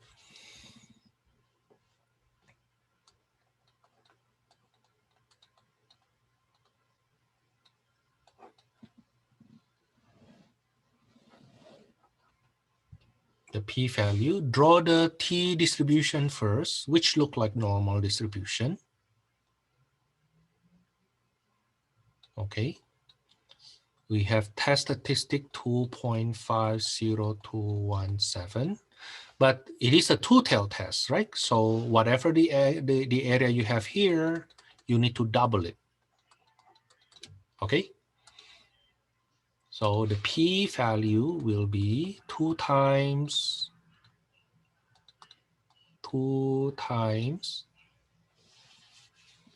the area to the right of that 2.50217. That's TCDF 2.50217 E99 degree of freedom 22.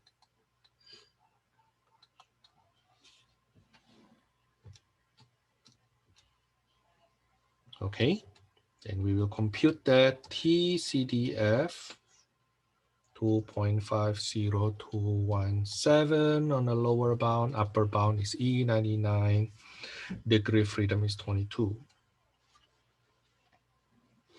This is, don't forget to multiply by 2 though. 2 times 0.010135. When I multiply by 2,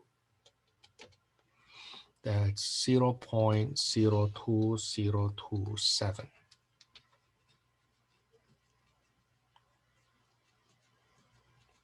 Okay, now again, you see that the p-value is greater than alpha. So the informal conclusion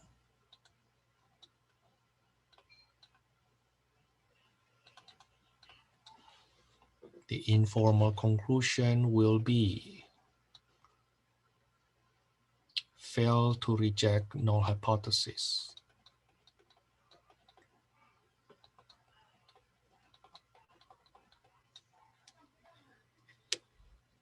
Okay, again, because the p-value is greater than alpha, we fail to reject null hypothesis. How about step 6, the conclusion? When I look back to step 1, we don't have the claim, so we cannot get any conclusion anyway.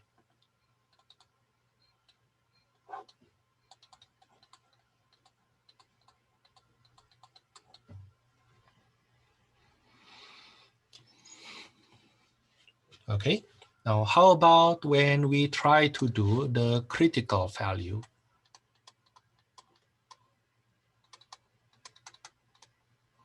Remember, if you use critical value method, the conclusion in step 5 should be the same. Okay, critical value is the values T critical such that the area of the tails, right now we have 2 tails, is equal to alpha. So this is 0.01 divided by 2. This is the 1%, 0.01 divided by 2 tail.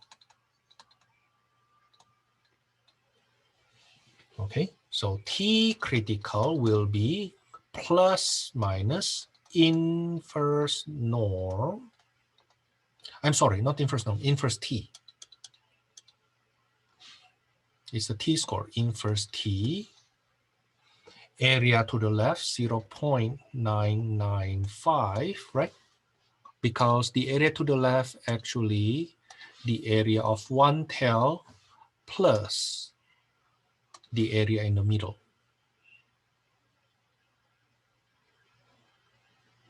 Okay, that's how we get that. Okay, that's how we get that 0.995. And then the degree of freedom 22.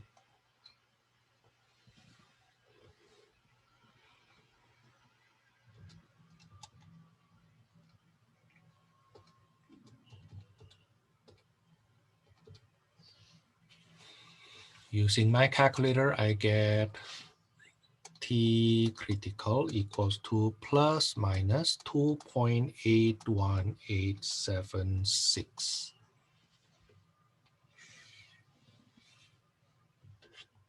Okay, so if you look at that again, this is 2.81876. This is negative 2.81876. And your test statistic is 2.5.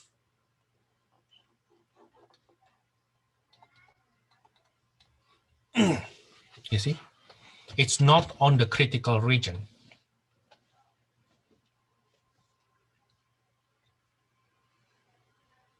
It's not on the tail. So we will come up with the same conclusion, that is, fail to reject null hypothesis. Okay.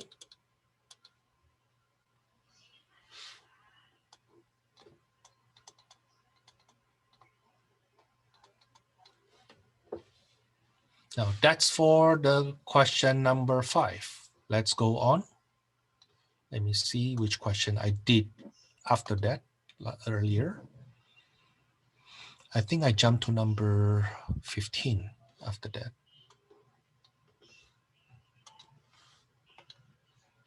Number 15.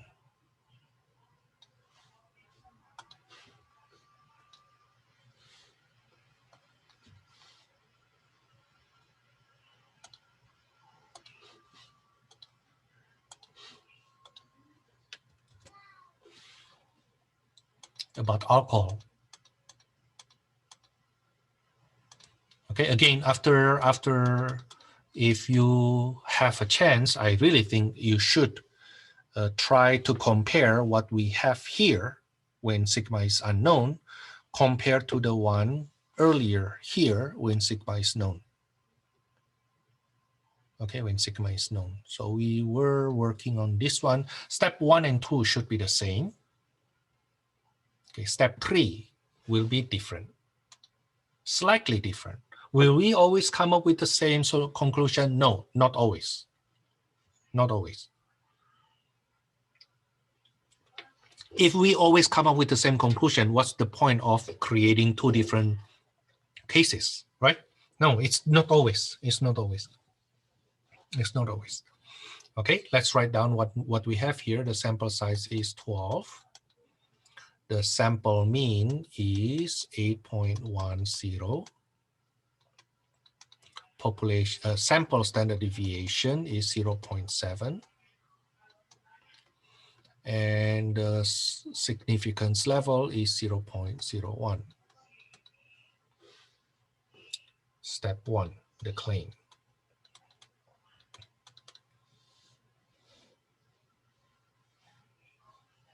To determine somewhere in between whether the hippocampal volumes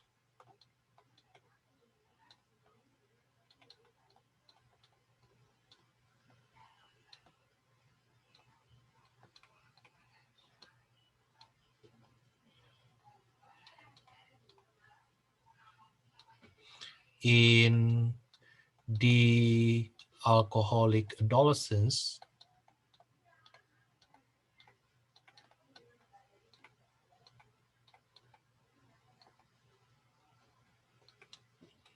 were less than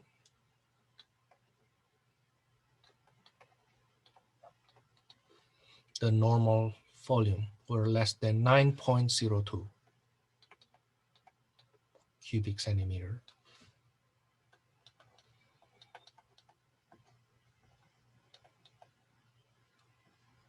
Hypothesis.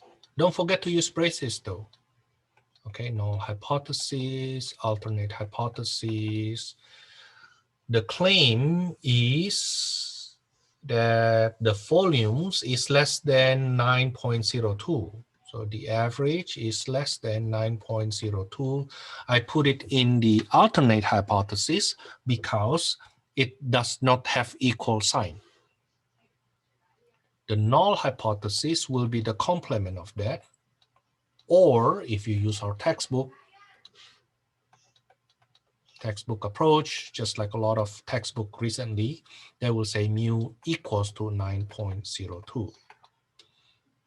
Okay, you can go either way, but be consistent. Otherwise, you get confused yourself. Okay, now because it's less than alternate hypothesis, mu is less than 9.02, we know that will be a left tail.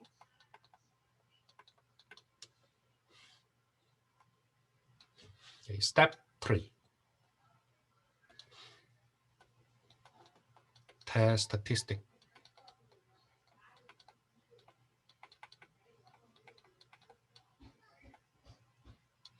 We don't know the population standard deviation, so I use T, which is X bar minus mu, that's from the null hypothesis, the constant in the null hypothesis, over S over square root of 12.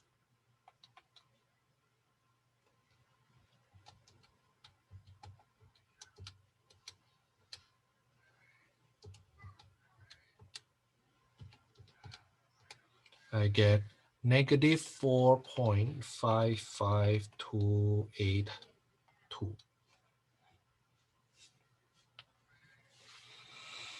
How about the p-value?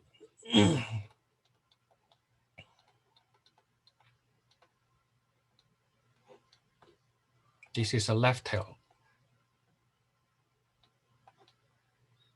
Test statistic, negative 4.55282. I need the area to the left. So the p-value will be T-CDF.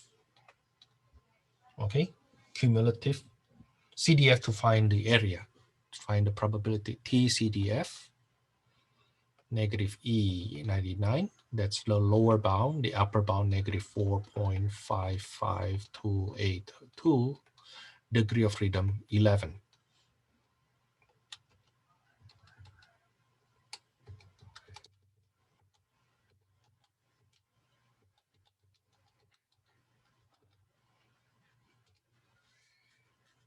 Oh, wow, that's very small.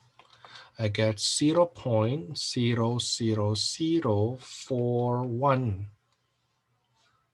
What I see on my calculator again is 4.1315 blah blah blah e to the negative 2e negative 4, which means 4.1315 blah blah blah times 10 to the negative 4. Okay, which means this 4 here is at the 4th decimal place. Okay, that's what it means. This is much less than 0.01. So my step 5, my informal conclusion,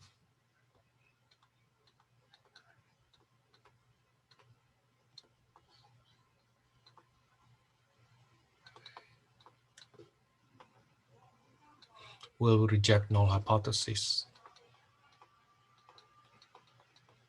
Now we reject null hypothesis.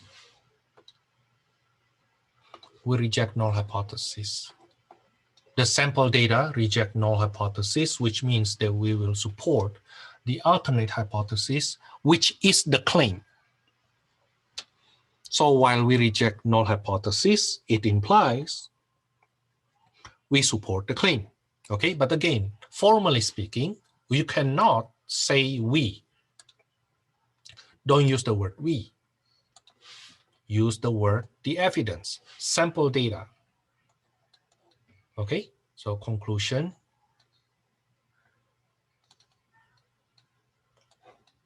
What is the alpha again? 0.01. At alpha equals to 0.01, okay, the sample data support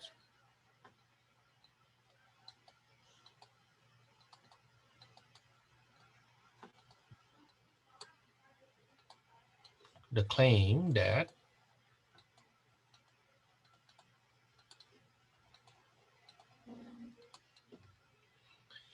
the hippocampal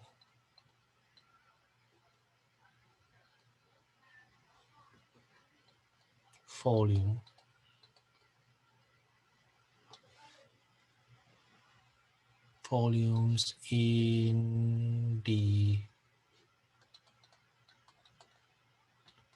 alcoholic adolescents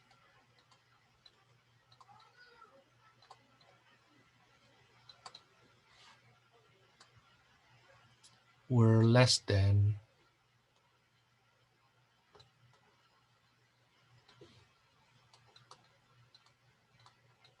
9.02 cubic centimeter.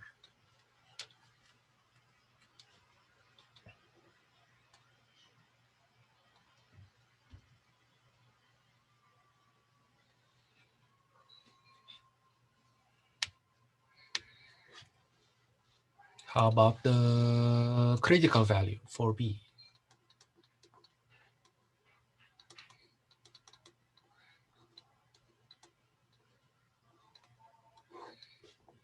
It's T distribution such that the area to the left is 0.01, as I remember. So this is 0.01. What is the critical value? That is inverse T, the area to the left 0.01, degree of freedom 11.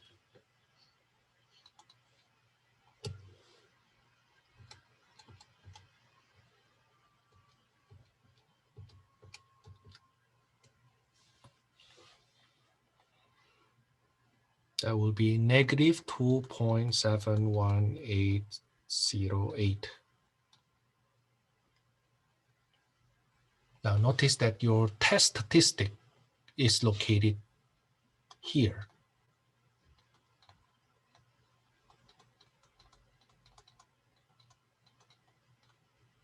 It's on the tail, right? That's why we come up with the same conclusion. The informal conclusion reject null hypothesis.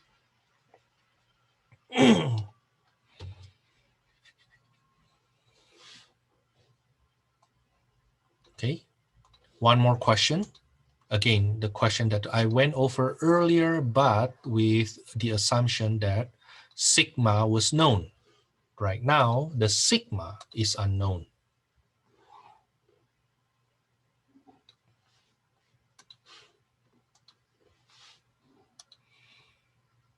Not this one.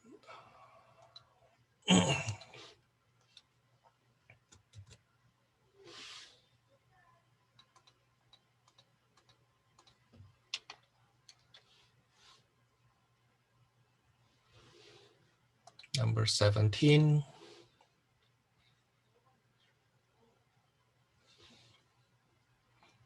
The mean, the sample mean is, okay, n equals to 40. So the sample size is 40. The sample mean is 714.2. Sample standard deviation is 83.2. The alpha significance level is 0.05.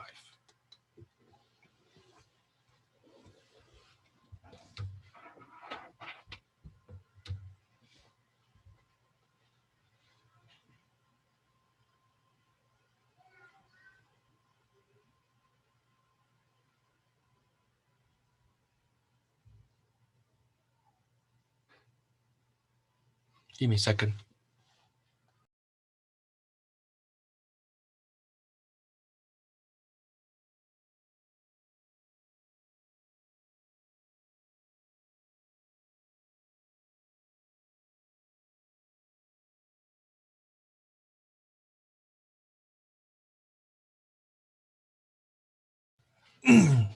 Now, step 1, the claim. Claim, conduct the appropriate test to determine if. So the claim is high income individuals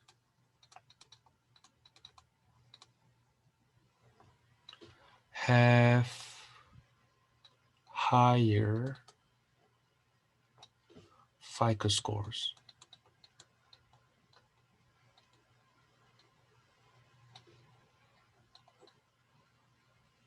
Hypothesis.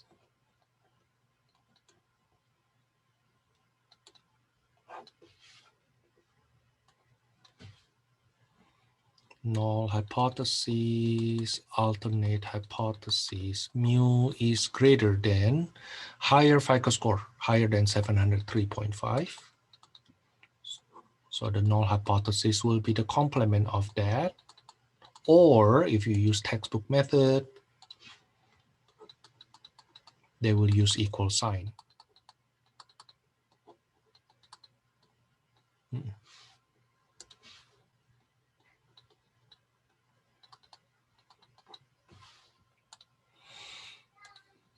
Okay. From here also we see that it is, the claim is in the alternate hypothesis, higher, right? Greater than. So the claim is here, and it is a right tail.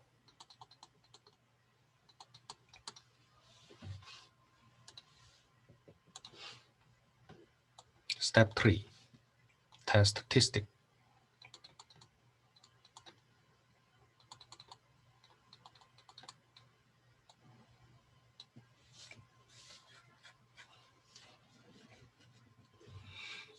T is equal to the sample mean 714.2 minus the claim mean that you compare to 703.5 over sample standard deviation.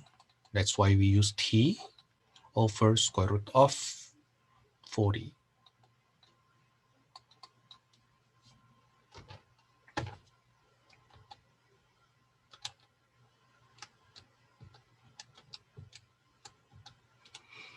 I compute that using my calculator. I get 0.81337.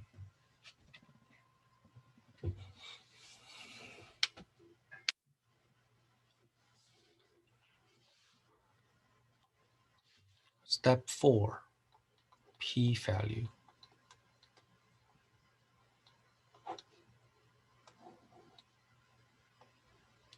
T distribution, but we have right tail.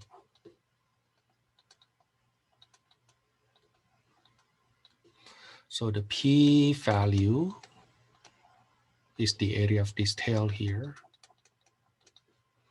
is TCDF 0.81337 to E99, degree of freedom 39.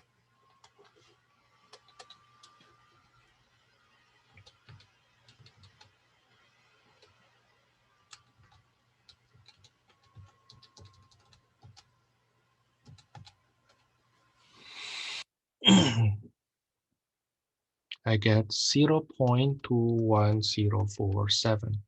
This is greater than 5%, which is the alpha, right? So informal conclusion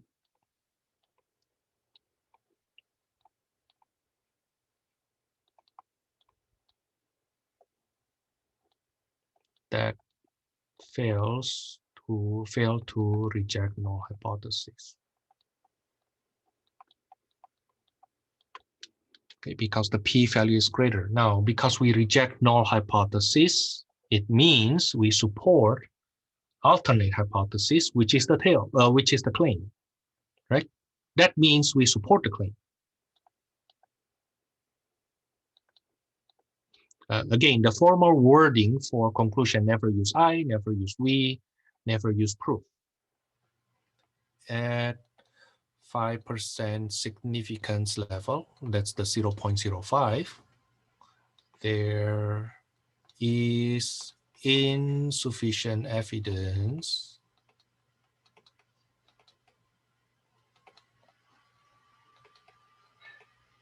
or you can just say the sample data does not support the claim.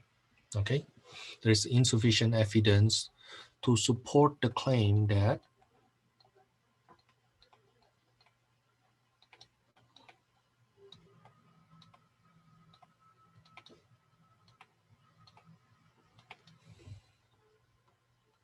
high income individuals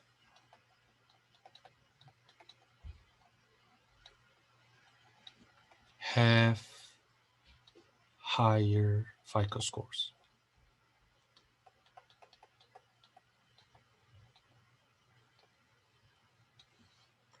The sample data does not support that. Okay, the sample data does not support that.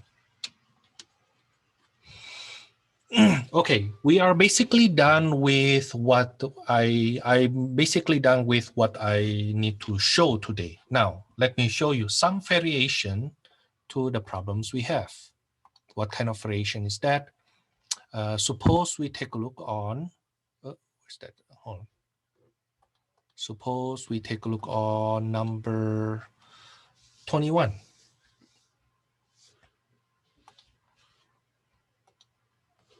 Number 21.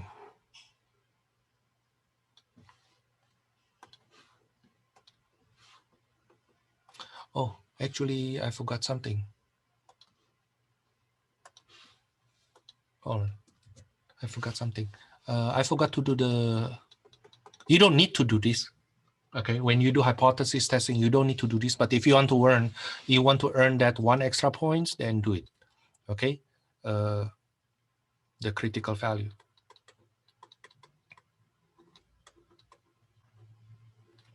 It's t distribution on the right tail such that the area to the right is 5%. Only one tail and the alpha is 5%. Right, so this guy here has area to the left 95%. So t critical equals to inverse t 0.95, degree of freedom 39.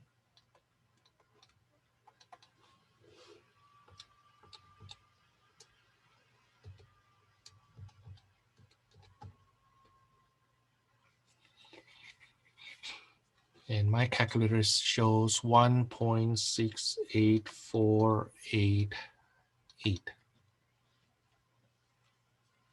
My t statistic, my test statistic is here, 0.8 something.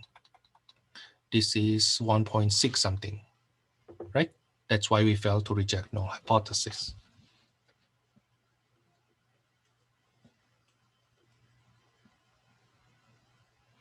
Again, my suggestion for you when you study this at home, please, please, please follow it in writing. Okay, follow it in writing. Number 21, what's the difference here? In this number 21, they don't give us the sample mean. They don't give us the sample standard deviation, they give us the actual sample. Okay, let's see. Number 21, waiting in line. The mean waiting time at the drive-thru of a fast food restaurant from the time an order is placed to the time the order is received is 84.3. A manager devises a new drive-thru system that he believes will decrease wait time. He initiates the new system at his restaurant and measures the wait time for 10 randomly selected orders. Okay, so the n equals to 10. The wait times are provided in the table. So these are the wait time. We need to find the x bar and the s. Is it right? Okay. But for that, we need to find the sum of x and the sum of x squared. Okay, which we have learned before. I asked that question in your test 1. I asked that similar question in your test 2 and also test 3. So right now is the time you really need to apply that. Okay, you need to know how to do this. But for sake of simplicity, I will just use calculator to get all these numbers. Okay, I will just use calculator. I taught you before how to use calculator to find these numbers, right? Okay, where you go? You go to stats, edit. List 1, list 2, list 3 are all occupied. Let me clean them first. So I go to stats, choose 4. Okay, clear list. I will clear list 1, comma, list 2, comma, list 3. Done. Let's see again, stat, edit. It should be clean already. Okay, so go to list 1. I plug in these numbers, 108.5. That's the first one. The second column, the first row, 67.4. 50.0, 58.0, 75.9, 65.1, 80.4, 95.5, 86.3. Hold on. Go to stats, edit. 95.5. Number 8 is 86.3. Number 9 is 70.9. Last one is 72.0. So I have 10 data there, right? Okay, now I want to compute all those things. Okay, find, calculate, one for stats. We want to use list 1. Calculate. Boom. Okay, so I use calculator to compute this. Let me screenshot that and then put it here. I will just put it here. Okay, so you also need to confirm that you can do it manually though. Okay, but X bar is 78. Sample standard deviation is 15.20504. Okay, those are the two things we need. Now let's go on with the procedure. Let's go on with the procedure. Step 1, the claim. What is the claim? Now, the manager wants to get a new drive-through system that he will believe will decrease the wait time. So the claim will be the wait time decreases. Okay, decreases from what? Decreases from the mean of the previous wait time. Okay, the hypothesis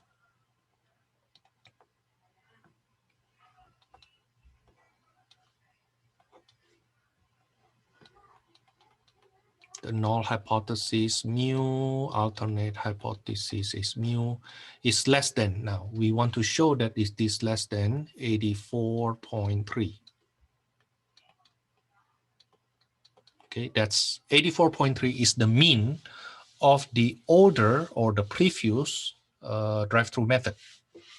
Now we have a newer one. How do we show that this newer one actually decrease the wait time? Then the mu, which we don't have yet, we only have 10.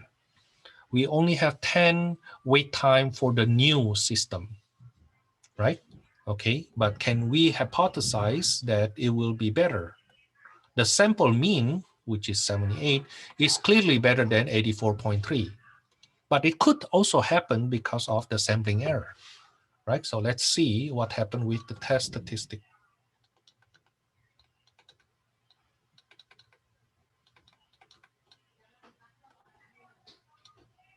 T is equal to sample mean 78 minus 84.3 over 15.20504 over square root of 10. Okay, by the way, the test is a left tail test. The claim is here, okay, less than, right? Decreases, the wait time decreases, less than 84.5, and that's a left tail.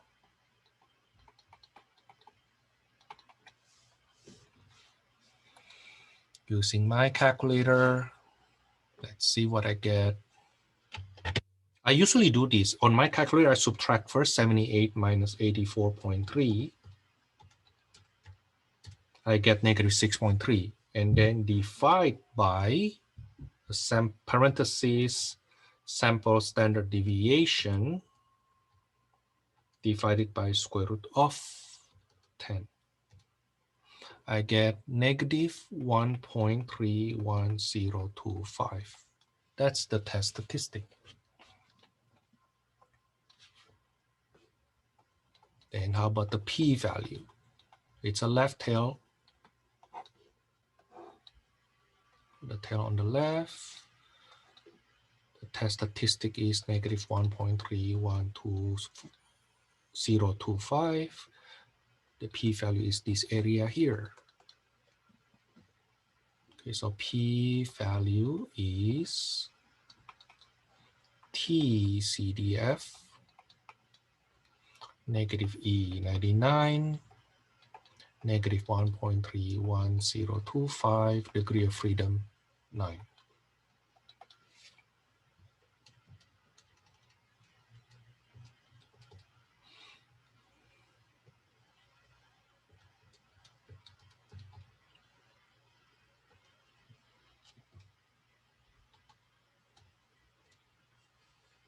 I get 0.11128. Oh, that's greater than alpha. I don't know what's the alpha though, but I think it's greater. Oh, they don't say here. But if we read the passage further in part B, oops, where's that?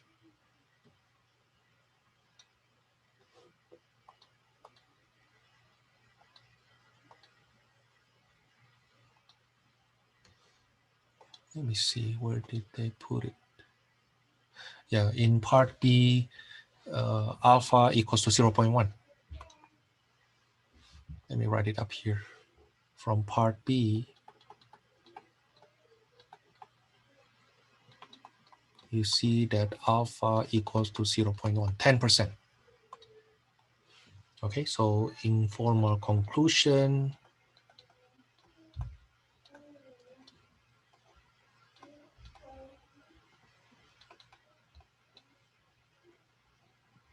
Because the p-value is greater than alpha, then it is failed to reject null hypothesis.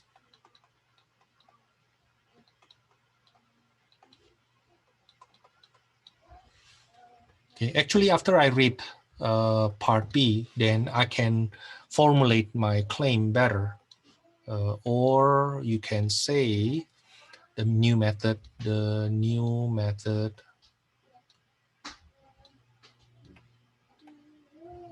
is effective. okay? But either way, we are testing if the new drive-through method reduces the wait time. Conclusion.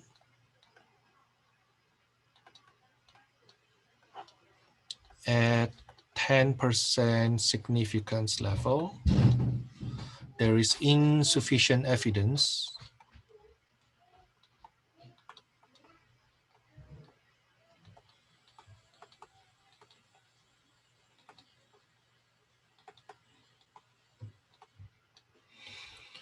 to support the claim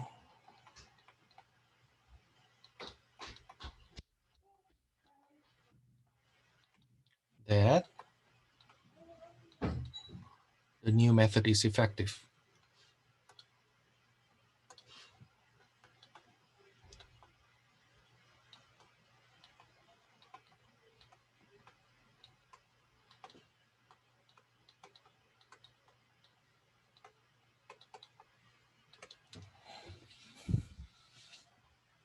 Okay. Or if you want to follow what I claimed earlier, that the wait time decreases.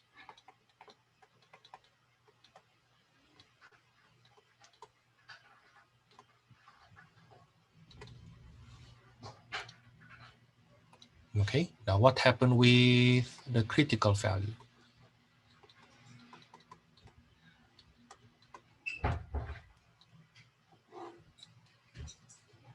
It's the T statistic. The area of the left tail should be 0.1. So T critical is inverse T 0.1. That's the area to the left.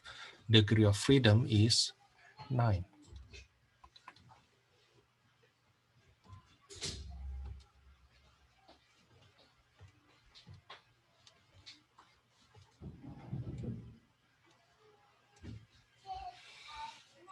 Then I get negative 1.38303. This is negative 1.38303. Now my test statistic, the one I get from step 3, is negative 1.31. It's just a little bit off, right? But we can make our decision based on that already. This is T equals to negative 1.31. Blah, blah, blah. Okay, now the tail. So you see that the test statistic is not on the tail. The test statistic is not on the tail. So we fail to reject null hypothesis. Okay, please do the suggested homework. Basically, I want you to do number 5, maybe start from number 3 to number 23.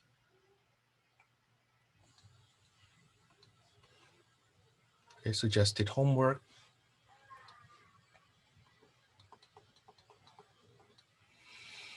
(10.3) number 3 to number 23. Okay, if possible, consider when the population standard deviation is known instead. But at least you do this one first, okay, when the population standard deviation sigma is unknown. Okay, that's for today. See you then on Wednesday.